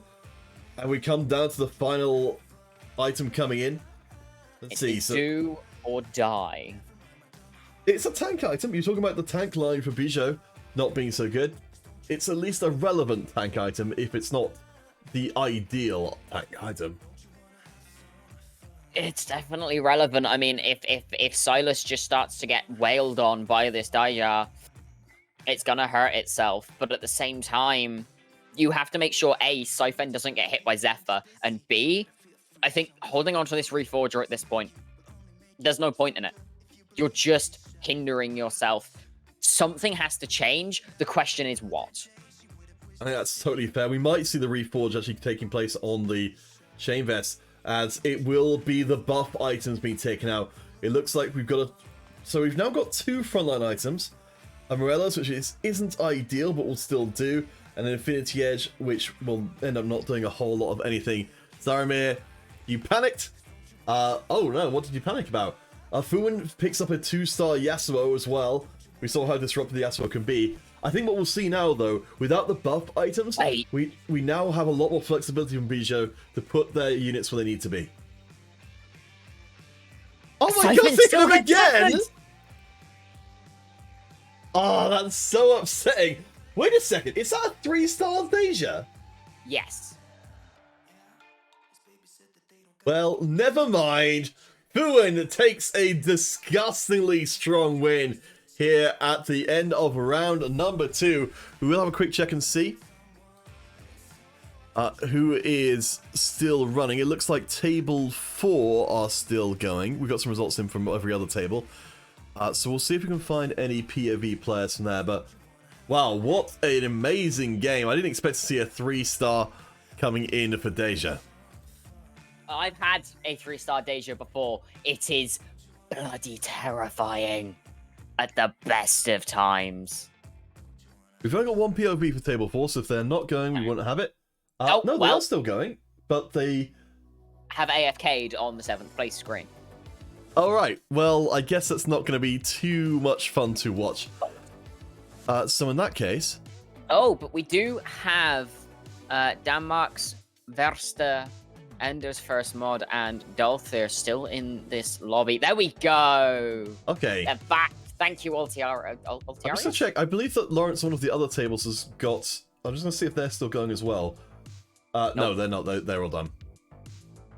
So let's go for a 1 POV. Thank you, Lawrence, for letting me know about that, but unfortunately we didn't get to you in time.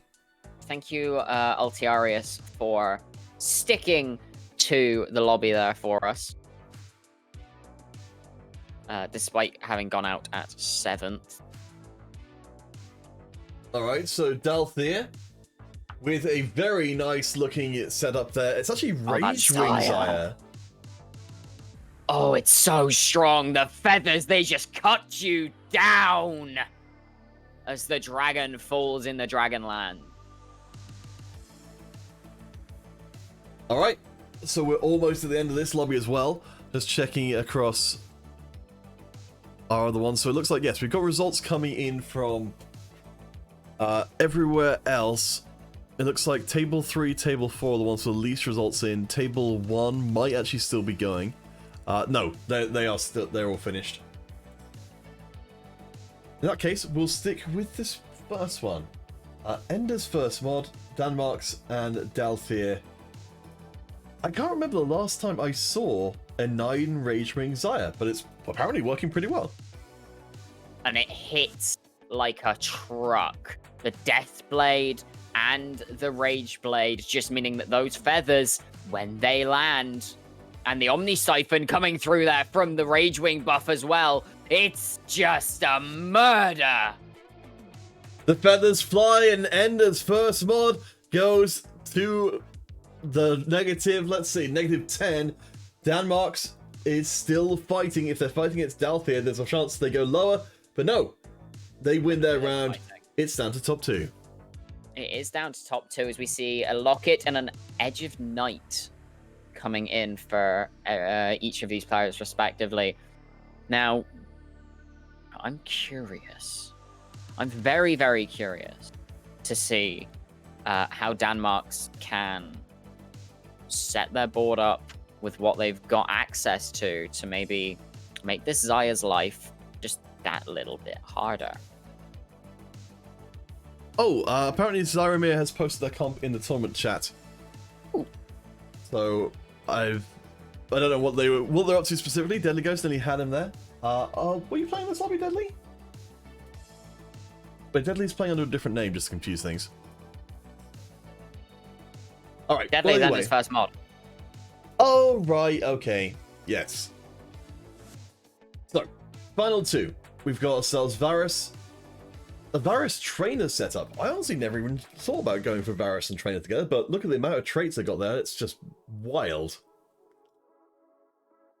Okay, I'm seeing Zyra's comp, but I don't know what I'm looking for specifically. Alright, we'll come back to that one, because we've got probably the end of the game here. So, 9 Ragebring Zyra with a Shyvana taking to the skies, knocking up the Oh my entire god, board. she's so strong. Oh, thank you for the follow, Simply Magic, and that brings it to an end. Dal here with a very strong win there. And I'm starting to think that maybe I should be spending more time thinking about 9 Ragewing Zyra in my next game. Zyra is still so strong, and it makes me so happy as a Zyra player, as a Zyra main. It warms my heart to see that champion still be so strong. Alright, everybody, so it looks like our results are in. We're going to take ourselves a few minutes break while we get those results all confirmed, because I do want to make sure that we don't end up with any potential mistakes coming into our final round of play, because that will affect the seeding. So we shall take ourselves a short break. When we return, our final round of play, as well as our feedback form, which is one of the ways you can win RP from our sponsor today, Rick's GG. So please do go check them out in the break. Please do drop them a follow. They are truly a really wonderful organization. And we'll see you guys after the break.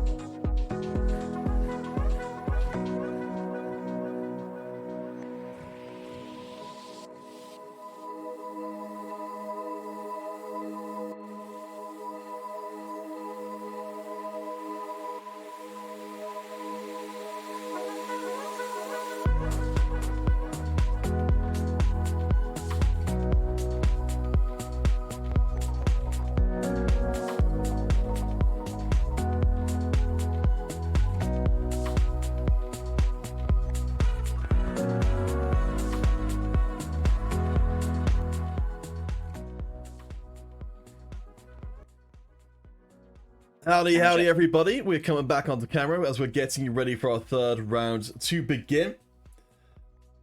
So let's show our wonderful faces once more, or feature faces at least. Let's see. Hello. Yeah, everything's looking good. All right. Pills, 23 years, 6 months, 2 weeks approx since we first met.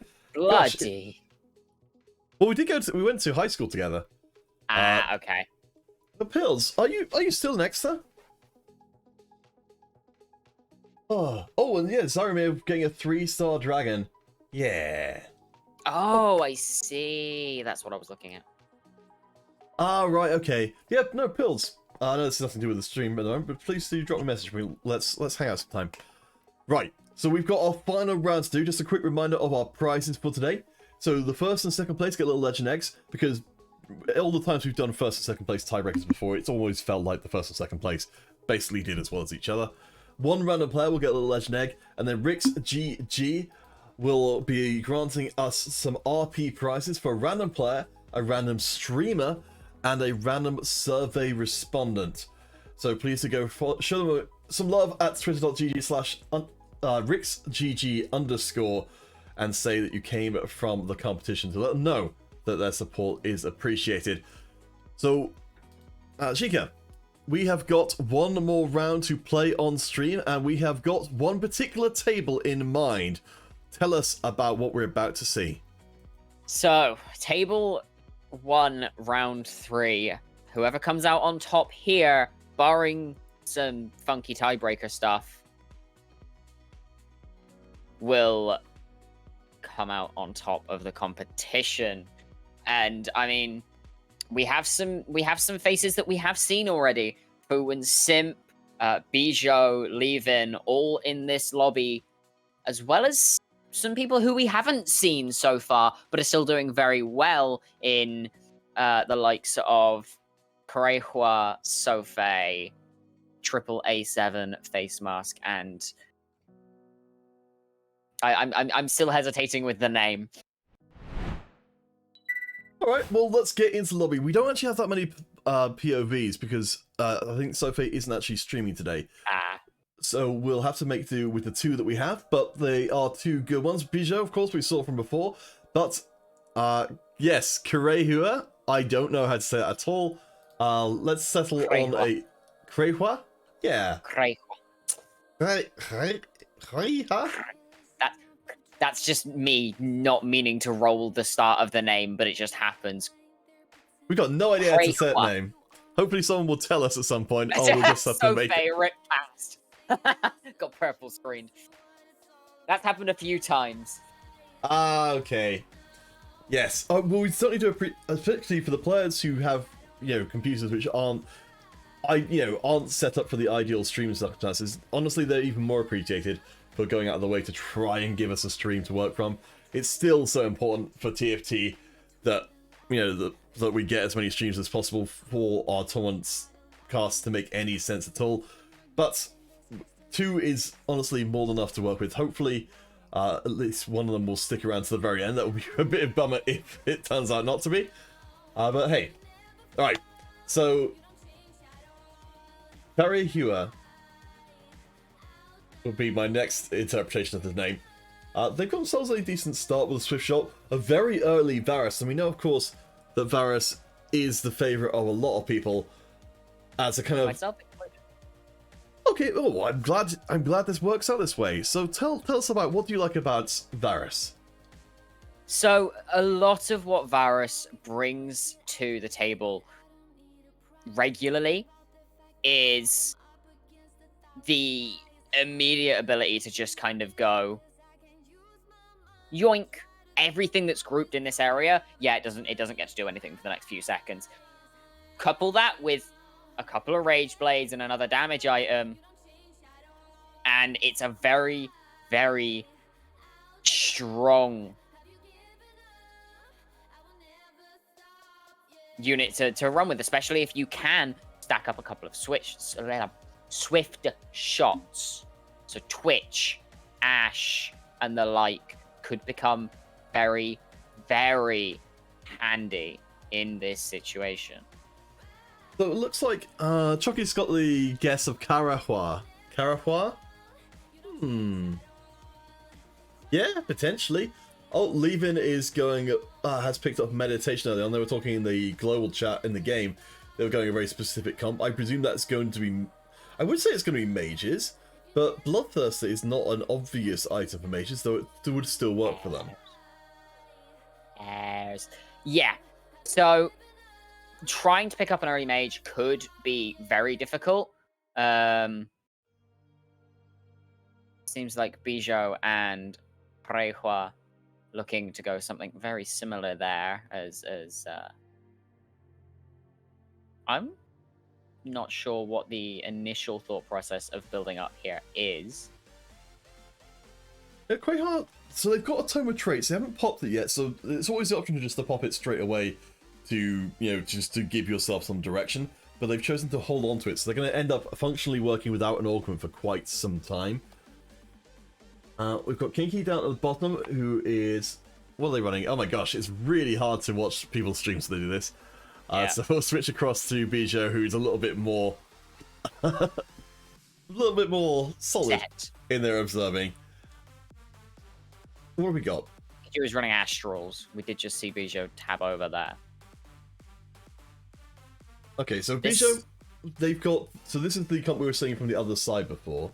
Yeah. Up against Triple A7, who is currently undefeated, but that will not last any longer. They've actually got themselves an early Guardian Spatula, which is not something you see many players do at all, but they must have something specific in mind. Surely. Normally when we see Guardian, you think Guardian Swift Shot is just your standard go-to, because of how strong those two traits come together, especially if you can get like a per stage Rage Wing when you get your Xayah going. Well, it just lets you have so much more agency to rip through a team. Because Swift Shot, I'm not the biggest fan of it, but it is still pretty strong. It's just kind of like a weaker snipers from the last set, but it still does have value. Did opt to take the Ezreal off the board here, though. That's interesting, because it's going to cut down the DPS of that Twitch by quite a lot in exchange for a stronger front line.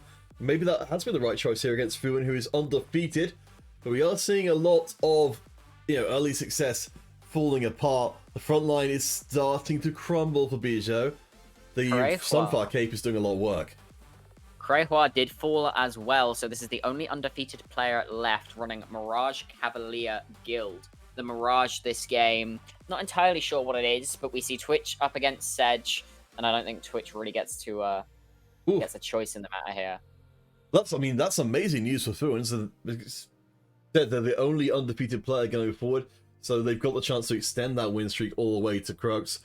Whereas for everybody else, especially the ones in the middle, their gold totals coming in are going to be dramatically lower than they could be. Yeah, you have to try and just stabilize until Krugs, and then use the items to guide yourself in the direction you want to be going. Granted, at this point, may not have that chance. May not be a luxury that can be afforded for some of these players. So I don't know if we're going to get a chance to see them, as I did notice that Levin is doing a little bit of guidance counseling for the lobby. The Levin is currently lowest in the lobby right now. So I'll be fascinated if at some point we will get to see them going up against one of our players to find out exactly what Levin's up to. Yeah, it'll be interesting to see what some of these lower players on the board are looking to run with. See if we get anyone. Oh, Sophie we haven't seen so far. And Sophie is going for the Electro Charge and what's looking to be a Shapeshifter Nidalee reroll. Which, generally speaking, is a relatively strong comp. Shapeshifter still in a very happy position in the meta as things stand. Of course, does take a little bit to come online, but generally speaking, is strong in its own right. Oh, for sure. I mean, we saw that Sophie with just a 2-star Nidalee and a couple of Nidalees on the bench as well. So once we hit around the mid-game, that's when we expect to see the full strength Sophie coming out and creating some real craters in other people's compositions. But for now, they're just moderately strong. Fuin keeps their win streak going as, oh my gosh, that's quite the sub. I don't know what I'm seeing. It's a lot of animation. Let's check back in with the Cray Cray one. So, got Bruiser Shapeshifter at the moment. That's a Rageblade Elise. Oh my lord, I think we might actually just see Crayhua look to secure themselves the Elise to get to just run over the lobby. I mean, we've seen the power of Elise so many times. Let's see how they do here up against Sophie. So it's Shapeshifter versus Shapeshifters, twisting it through the shadows. You can see though, the Nidalee did a decent amount of damage in, but unfortunately the Elise has dropped aggro. We'll get that aggro back again in short order, and doesn't get the reset. And now we're looking at Swain versus Swain. That Skarner shield really doing some work there. I think you need to be looking at using that tome very, very soon in order to be able to try and stabilize. Yeah, so ideally you want to get to up to 8 different traits in there to get the 2 choices. And Shapeshifter as well being a solid choice to be able to bring it in because of Nidalee being, the unit in the set that lets you most abuse tome of traits because you can't roll either of the traits from the tome. But yeah, they've been operating without an augment for a while. They're on a loss streak, but they haven't lost that much health in the intervening time. Leaving, who again, I wish we could show the POV of, but we'll try and grasp whatever we can, is currently down on 60, the lowest in the lobby by a considerable amount. Yeah, that's only just hitting level 5 as well, which is interesting, considering by next round, typically we see people aim for level 6, aim to start to get some of their higher traits coming in. That's not a fun roll for the tome. Oh boy. There's nothing that they can use there. Oh, well. Oh, well. Come on! Damn it! Alright, well, yes. So that always really hurts when you get the tome of traits, like a whole gold augment which doesn't give you anything. That's backbreaking, especially in this, the last game of the competition. Yeah, it's do or die, and Crayhua really not looking in one of the best positions. I mean, that's really, really unfortunate. As we see Levin's comp looking to go for Swift Shot Astral Mage, I think. If I had to take a guess with, I don't know what augment that is. That's the best friends. That's when you stand next to each other, you get armor and attack speed. But it's not working out terrifically well for Levin so far. Again, they've dropped down to a clear 24 HP behind the next person up above them. That's Face Mask and Triple A7. Fuwen continues to be untouchable. We've got our next augments coming in, so let's see what we've got from our 2 POV players. We've got the best friends for Karihua. And for Bijou, they are still thinking about which one to go for. It's a classic. At this point, they're doing relatively well, so being able to get some items on the board to help guide you towards who you want to focus your carry on is definitely going to be a big help, as we see Tempest come onto the board for them here now as well. All right, we'll check in briefly with Karihua. Let's see. So we've got the bruises here, which work well with the shapeshifter. Yes, it's very hard to watch someone doing that, but we'll kind of use it as a reference point, and we'll use Bijou as a main POV. So who are they up against here? So this is Kinky, and Kinky is worth noting that they are currently the highest performing player in the competition. So if they don't go. If they come outside of the top 4, then we can start talking.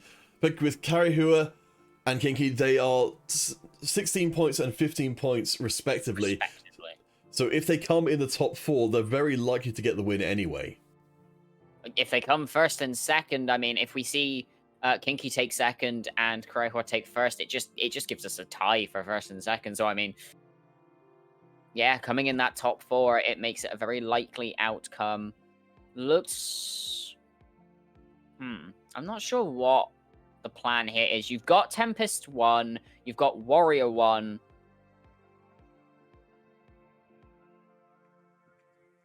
Huh. Fuwen, oh my lord. So Fuwen's gone for double up piles of good stuff, it looks like.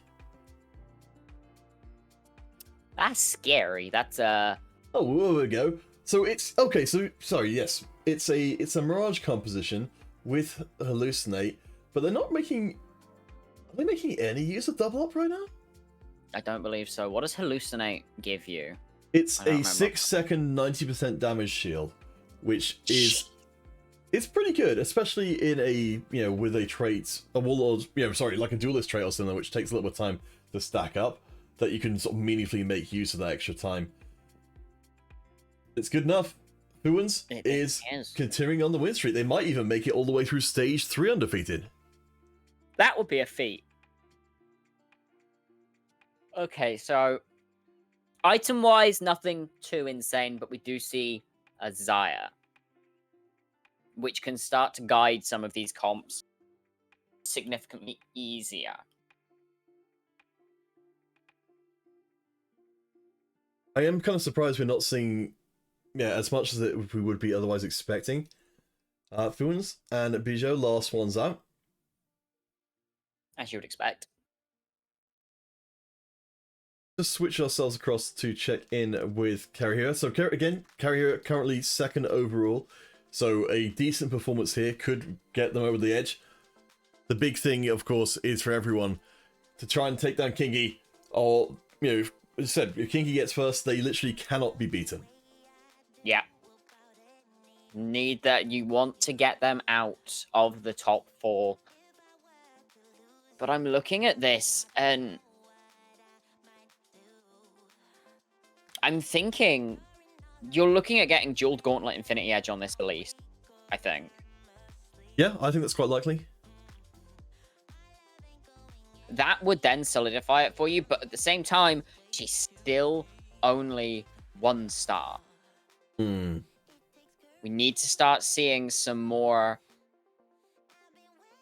come through in order for this release to really be doing anything, because otherwise you don't have a specific carry. Shio, you can be, but I mean, it's not something you want to put all your eggs in. Swain, again, is a very similar, like that kind of needs Rage Wing to be able to be that main carry, so Elise is your only option at the moment.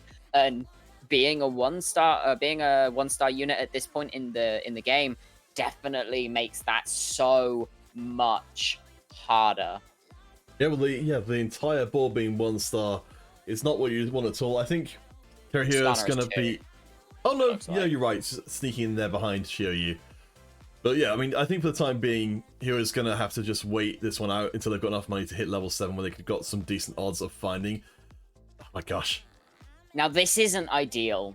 You're looking at best friends with Jade Statue, which means you're only ever going to get one person having benefit from it.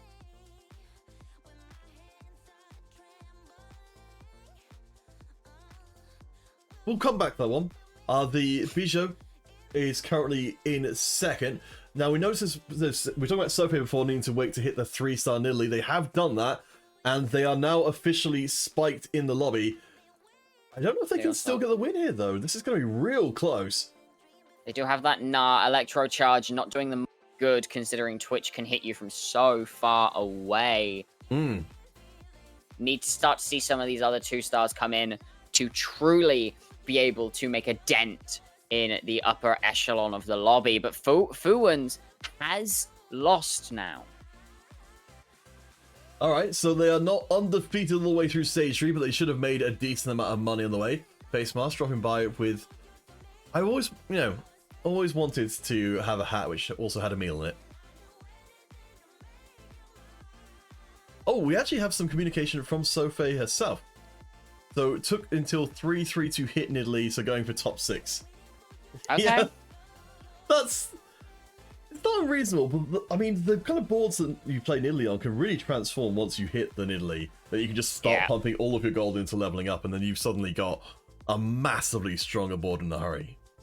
And suddenly we're seeing so much buying and selling come through from Bijou, wanting to get that Xayah in.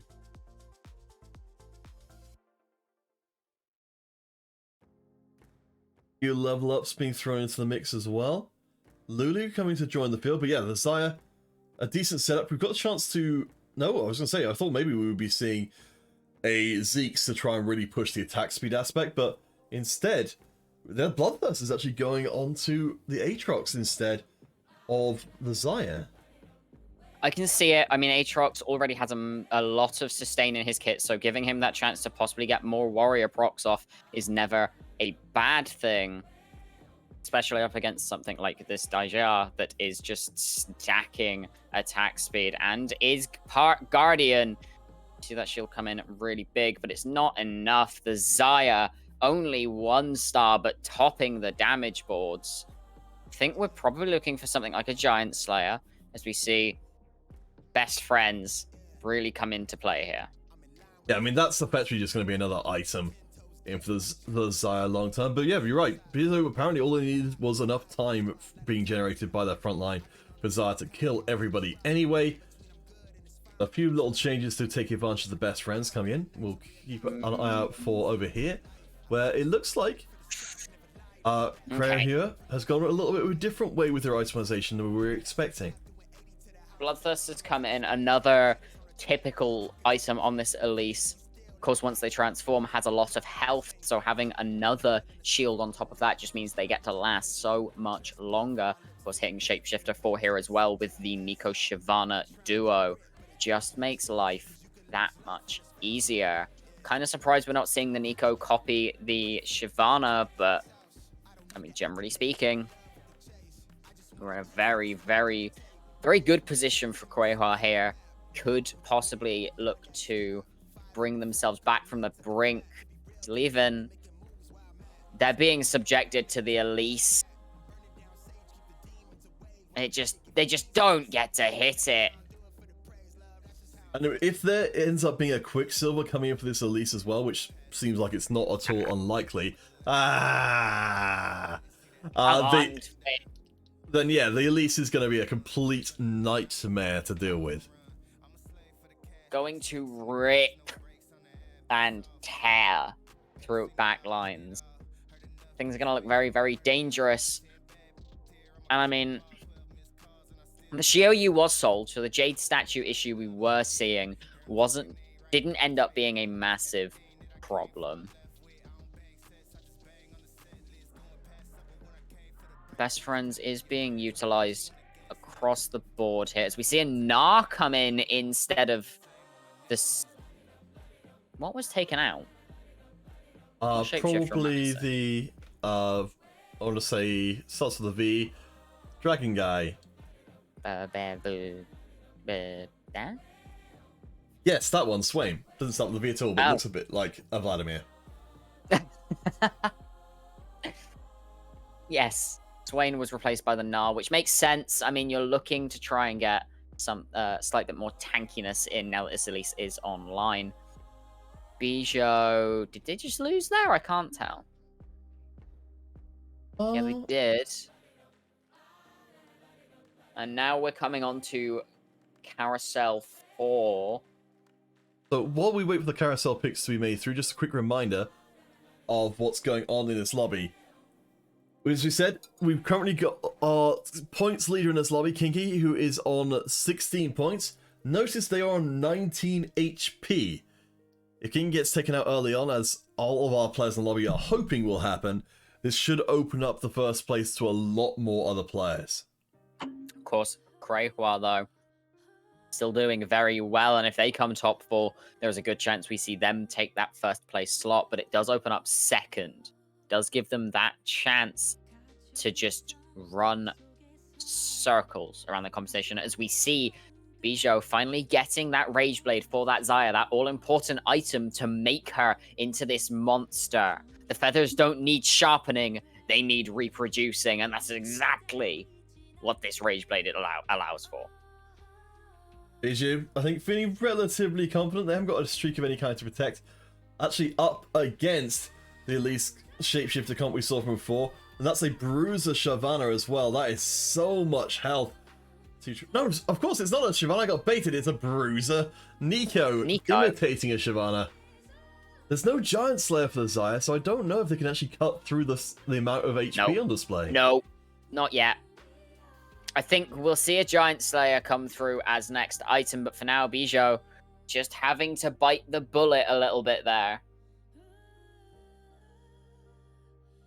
I do think that once we see the 2-star Xayah and the Giant Slayer come in, that whole round there is going to go really differently than what we've seen.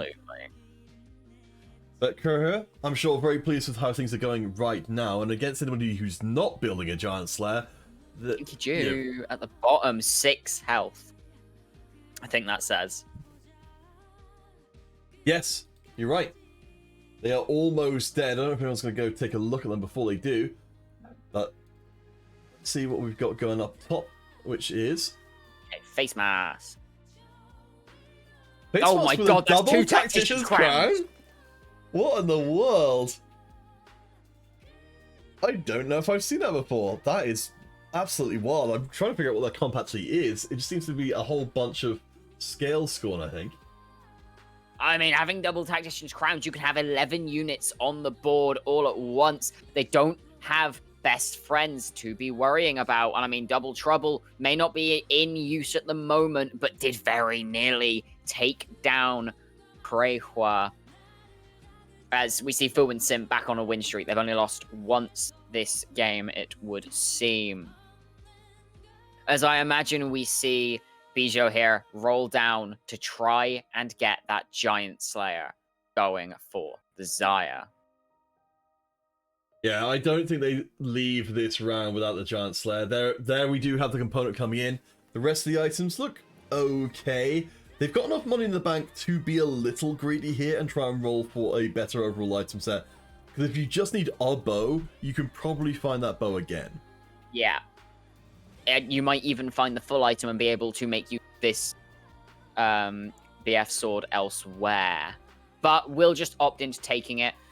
Does give you a lot of money to be able to play the rolling/leveling game, which is exactly what they looked to do. Got the guild component of the guild Xayah comp coming in, notably without a guild emblem. There's the Giant Slayer from before we're talking about. We're going to have as well the Bloodthirster on our friend Talon and the reinforced front line with the Bramble Vest. Looking like a pretty solid composition. Let's see who they go up against. It's going to be Sophie, who promised us a top 6. They haven't quite fulfilled that promise yet, but their board's looking pretty reasonable. Yeah, this Xayah may just make that Nidalee's life a bit of a hellhole, though. Still only 1 star, though. So, the world isn't ending. The sky isn't falling. But, as we see, Kinkiju has already been wiped out. Oh my gosh. 7 could fall here as well against Krehua. Alright, big news. So, Krehua, yeah, you're right. Krehua becomes the new heir apparent. Kinky and Triple are both out as of this round. If Kreh finishes, I think, I have to work out some numbers here, but they're currently on 15. If they finish in top, they'll get 8, pushing them up to, oh my gosh, 23? Yep. Which would make them uncatchable by Fuans, who is on 14. Okay. So if we see Fuans and Krehua go first and second, as we are currently, we may see a tiebreaker, but... Yes. We'll see. Sophie, living up to their promise, will give us a top 6 finish, as will Levin. Well, if we go to tiebreakers, then Fuans will have it, because it's going to be based on number of first places. Yes. And Kinky was the one who actually took 2 first places before this point. By being knocked out at this point, they not only means that they're not going to take first in the competition, but they've also taken their extremely good tiebreakers with them. Yes. Bijou, looking to play upset, is struggling at the moment, though, as Sophie very close to being out. And Levin has managed to pull themselves back. Wasn't doing amazing at the start, but now top 6 did just win their last round, 19 health, so they have another round at least to play with. Alright, we will jump back in once the round starts so we don't get the flickering. I'm a little bit worried that people might... I don't think it's going to, like, trigger an airflux or anything. Yeah, it's not flashing lights or anything, but it is a little hard to watch either way. But enough complaining about that. Let's go and actually see a round taking place. So, Faye, this could be their final round in the competition. Kagamo wants us to speak in a southern accent for 5 minutes, so... I guess we best do this last round like this. Ah, good lord. Alright, Sophie's feeling the heat. It's a hot Texan summer. Just like that, they been done burned. They didn't burn down all the way to the ground. Well, Sophie promised a top 6, and they delivered a top 6. Yeah. That is, honestly, that's actually kind of impressively accurate with the prediction. Yeah, Bijou as well, going very, very low here. Now the lowest health member on the board could fall from that top 4 spot. Gagamo, yes, this is our final lobby. That's actually something that I've got to remember to include in the scene. Actually, I'll put it in as a text file just for now, just so I can have it on the screen. Round number. Is this going to be huge? Yes, it is. Massive. Because having that on screen is a pretty useful thing. Right. There we go. That looks terrible, but at least it's informative. It's something. Oh, that's a QSS on that, at least. Again, this Jade is still being inhibited. Oh, never mind. The Jade is gone. Ignore me. Oh, yeah. I mean, we're into... The thing is, you know, this comp is Elise carry. So, having the extra whispers in, it makes a heck of a lot of sense. We will see the item slams, but they at least get knocked in the air. Face mask is on 36 right now. Krehua needs to lose for the rest of the lobby to stand a chance, and it might be about to happen. They're going to get hit, I think, pretty hard, but Elise is doing her dance. And I don't know if she can be stopped. It's going to be tight, but Krehua takes the big L to the level 7 face mask. The spider dance is not enough. I'm sorry, Muffet. Your song doesn't stand here.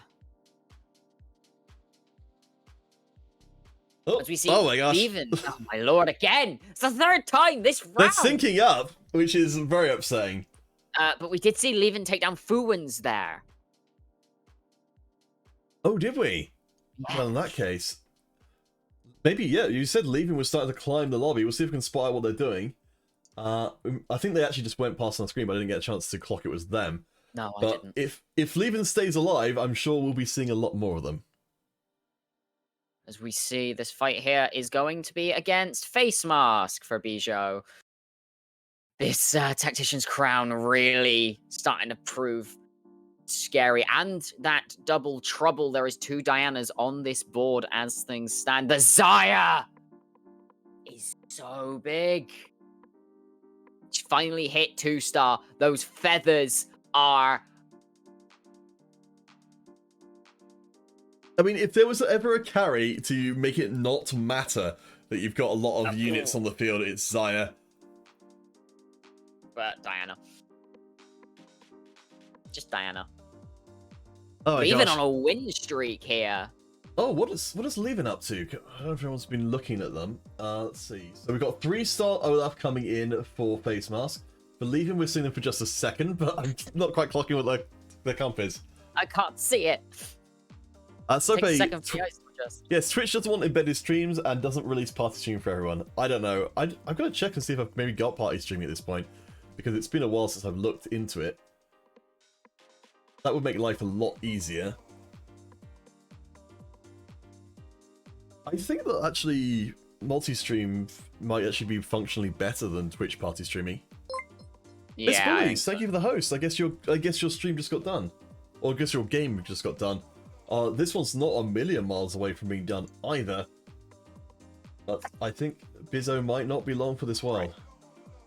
Yeah, Bijou might just be falling here. Krehua may not be far behind, which opens us up to a whole new level. Please do. It Oh, puts- wait. That did not work. Hmm? So I was trying to shout out Miss Bullies, but there we go. Hopefully that works this time. Please do go check out Miss Bullies. They are really awesome. She does loads of really fun streams, and of course, everyone enjoys being called sweet. Ooh. There we go. Bizzo So is out of there. damage, but it's not enough. Leaving now on a 5-win streak. Well, I suppose this is going to free up Bizzo And to be Ruins looking is at... falling as well. Okay, so the two favorites at the moment are Fuwins and Kreihua in terms of points. Leavin and Face Mask could just pull a complete upset here.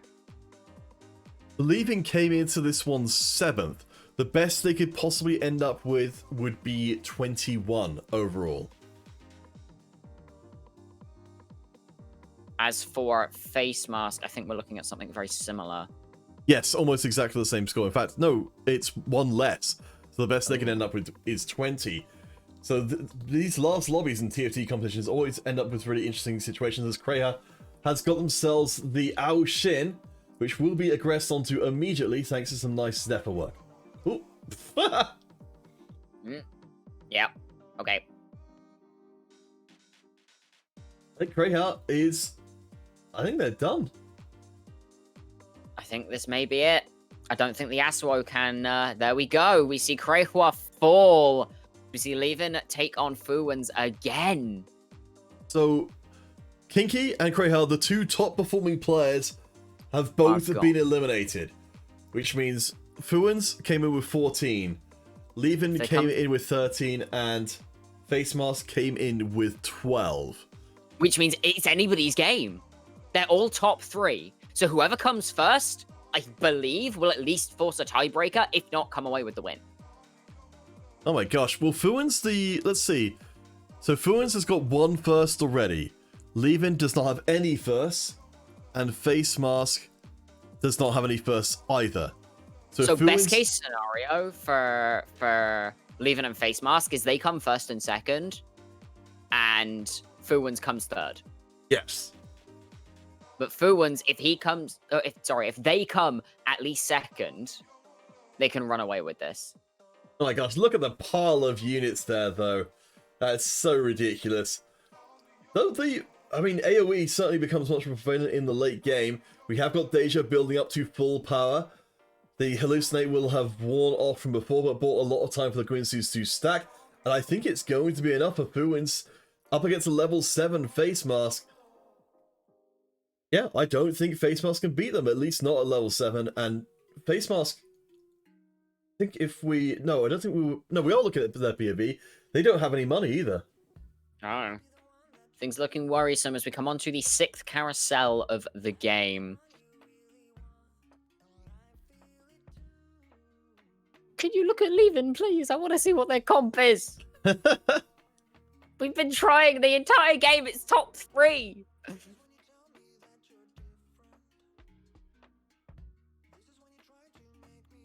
No, nobody likes to watch Leavin's comp. 3-star down are coming in for Face Mask as well. And Leavin grabs a 2-star Silas. That could be a saving grace, honestly. That could mean that... This is... So how does the tiebreaker work if neither of them have first? Then it goes to number of seconds. So, How many I guess... seconds have they got each? I don't know. We'll figure it out afterwards, I suppose. Face Mask will get the chance to go face-to-face with... This is Leavin's board, though it's Leavin's ghost board, so some parts of it may not be working at full capacity. Yeah, as you can see, the shots come across are not quite good enough. Leavin, I don't think dies this round, but the 3-star Nunu coming in for Fu and Sim means their board is extremely hard to deal with, leaving down to single digits. One last chance for them. And we've seen them pull it back from the brink before. Can they do it again? Who knows? We're seeing corner stacking coming through for Fuwins to try and nullify some of what Face Mask wants to be doing here. And it seems to be working. I mean, nobody has a Xayah, which means nobody is able to completely murder this. It's able to punish this stacking. Leavin finds themselves a Sona. They've got to survive through this next round against Face Mask and the pile of Olafs, the doubled up Olafs. I don't think I've ever seen anybody do this comp in the history of ever, but it's working pretty well. Varus is working hard on that back line to take down the Olaf. The Olaf is going to drop, and I think this means Face Mask survives. Surely. Wait, this Varus might actually be able to... No! To oh, so close. The Runan's so nearly clutching it, but Leavin is leaving the competition in at least 3rd place, if I'm not mistaken. I mean, that was a pretty darn strong performance. I think we'll get a much better idea as the results start to trickle in from this game, particularly.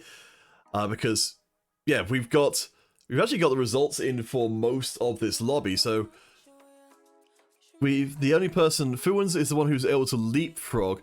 If they come in first, they get 8 points and go up to 22, which puts them above everybody else.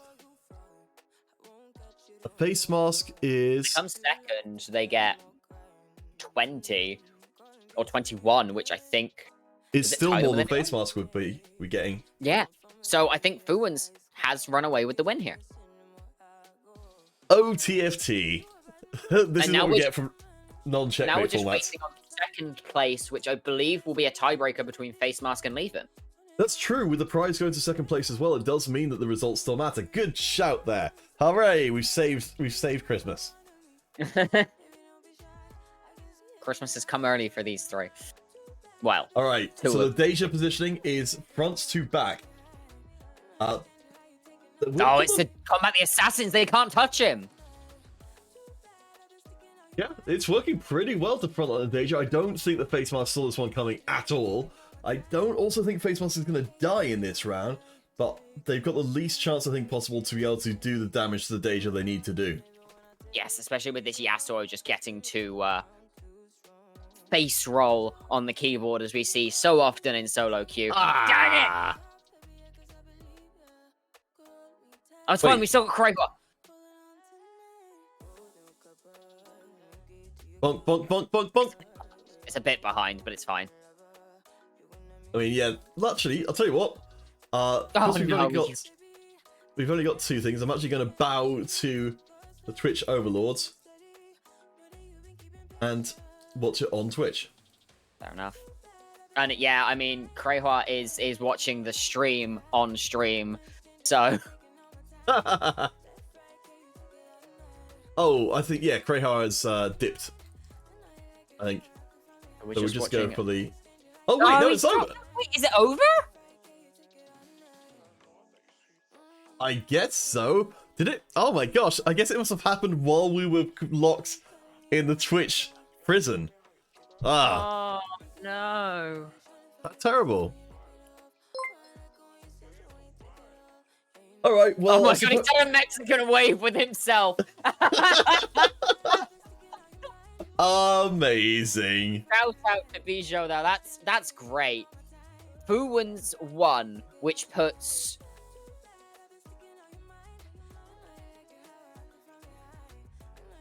a tiebreaker in place between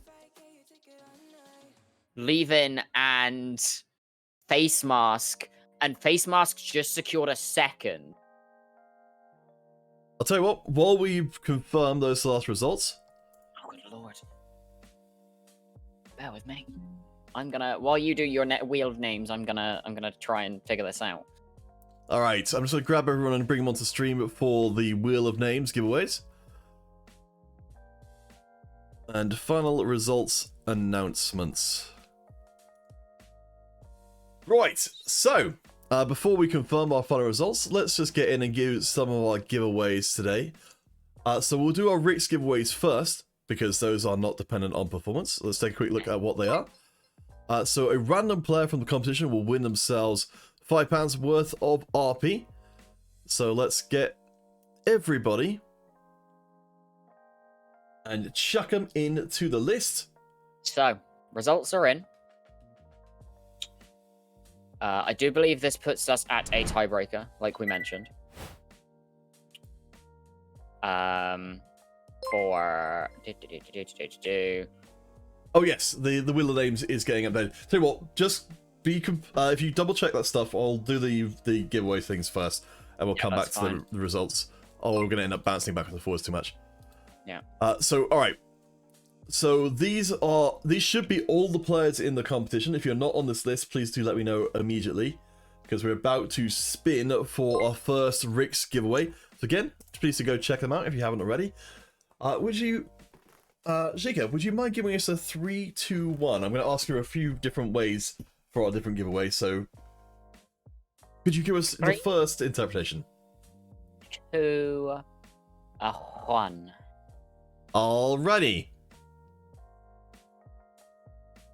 So this will be for our first RP giveaway, and it is to Rank 2 Hyperroll. Rank 2 Hyperroll. Congratulations. Let's get you noted down here. Is our RP winner. Please add me as under counterfeit on EOS. Congratulations. So now we've got our streamers. So I've actually gone through to double check everyone who was streaming today. So I will just, for the sake of time, I'll just put in everyone who signed up with a stream as one of our other RP giveaways. So would you mind counting us in again? We're probably gonna have to do this twice, just to remember. Yeah, that's 3, 2, 1, go.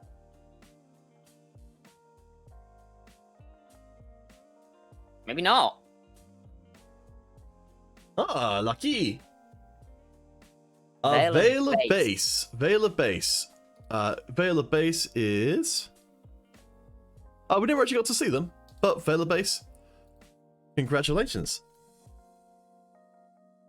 I assume that's Veil O TFT. Yes, it is.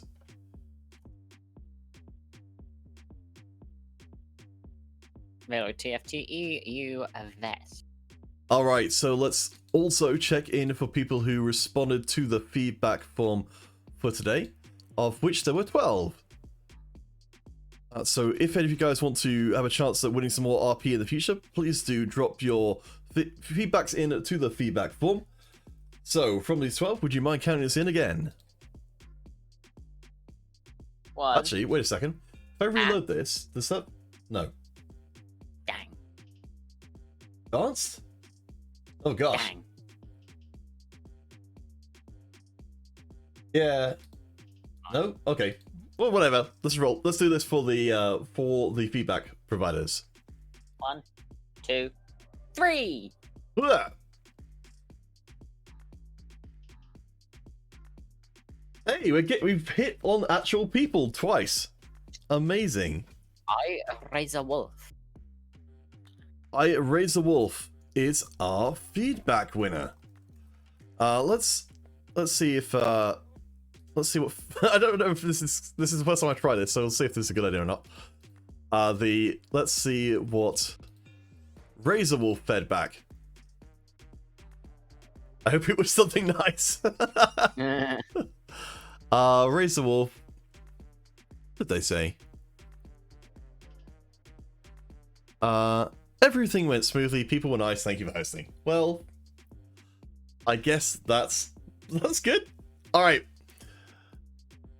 Now, So, I have done some tallying. yes. Have you taken account of our many and multitudinous tie-breaking situations? Yes. And the results leave a surprising situation. So as expected, Fu and Simp came first with 22 points. Korehua takes second at 20. Face Mask and Levin 19, barely missing out on that point.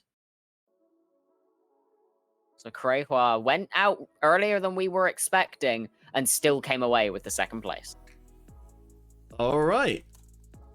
according to the sheet. I mean, is that with the tiebreakers taken into account as well? There is no tiebreaker for second. It's 22, 20, 19, 19. Oh, well, that makes life easier. All right. So with that in mind, that leaves us with only one more giveaway to do today, which is everybody who wasn't in our top 2 has a chance at a little legend egg as well. Yay! So, would you please count us in for our final time today? 7, 24, 2 bajillion! All right, good enough for me. I don't know. It's I failed gonna math. be That's a not lie, I blank did. again. Oh my gosh, we're so good at video games. Kinky Juwu. All right, Kinky, congratulations on being our little legend winner as well. Our random little legend egg winner. Phew! Alright, so that brings us to the end of that.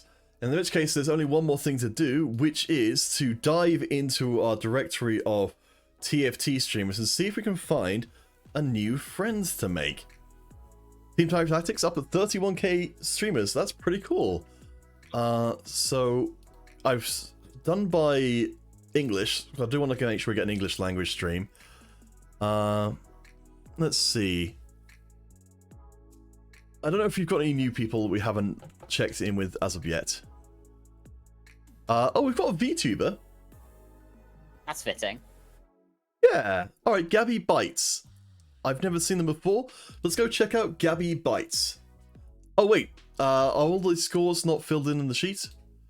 Hang on. It should be. I think there's a couple missing. So, yeah, the funnel results aren't completely funnel, but they don't affect the people who are going to win otherwise. Yeah, But, first table is completely filled in. We're missing some from table 2. yes. And that's it. Okay, I won't ping everyone, but I will note. Actually, no, I will ping everyone once they've got all of the results in, just to ping everyone as to when the next tournament will be. But just to be clear, the next tournament will be in 2 weeks' time on the 6th of August.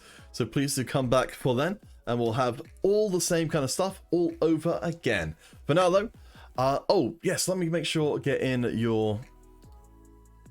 Would you like your stream or your Twitter shouted out? Surprise me. Alright, well, if you enjoyed your time here with xiica, then you can check them out on their Twitter below, which is in the chat right now. So we're going to go over and check out Gabby Bites. Please be nice to them. And if you feel inclined, I would certainly not be upset if you told them about the tournament as well. But now, though, thank you for everyone so much for playing, and for all of you guys for putting your results in and making everything run nice and smoothly. Thank you guys so much for follows and for the subs as well. But yeah, let's go give Gabby Bites hopefully a pleasant surprise. I realised the raid doesn't come in straight away. How embarrassing! We have been bamboozled.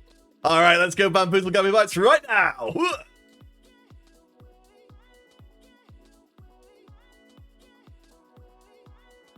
There we go. Hey. Spreading the love around. I really like doing the raiding and stuff. I think it's one of my favourite parts of Twitch. Oh, that's a nice little message, considering they're a toadstool. Planting a party of 25 spores. Oh gosh, I didn't even notice.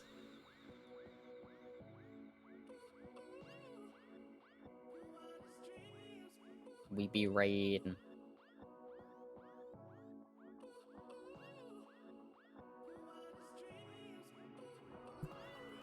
Oh my gosh, yeah, they've really got their theming on point. Oh my gosh. Table flip this. Look at you there. You're just a little spore with a gun. How do I Casually. customize my spore? I don't know. Can you?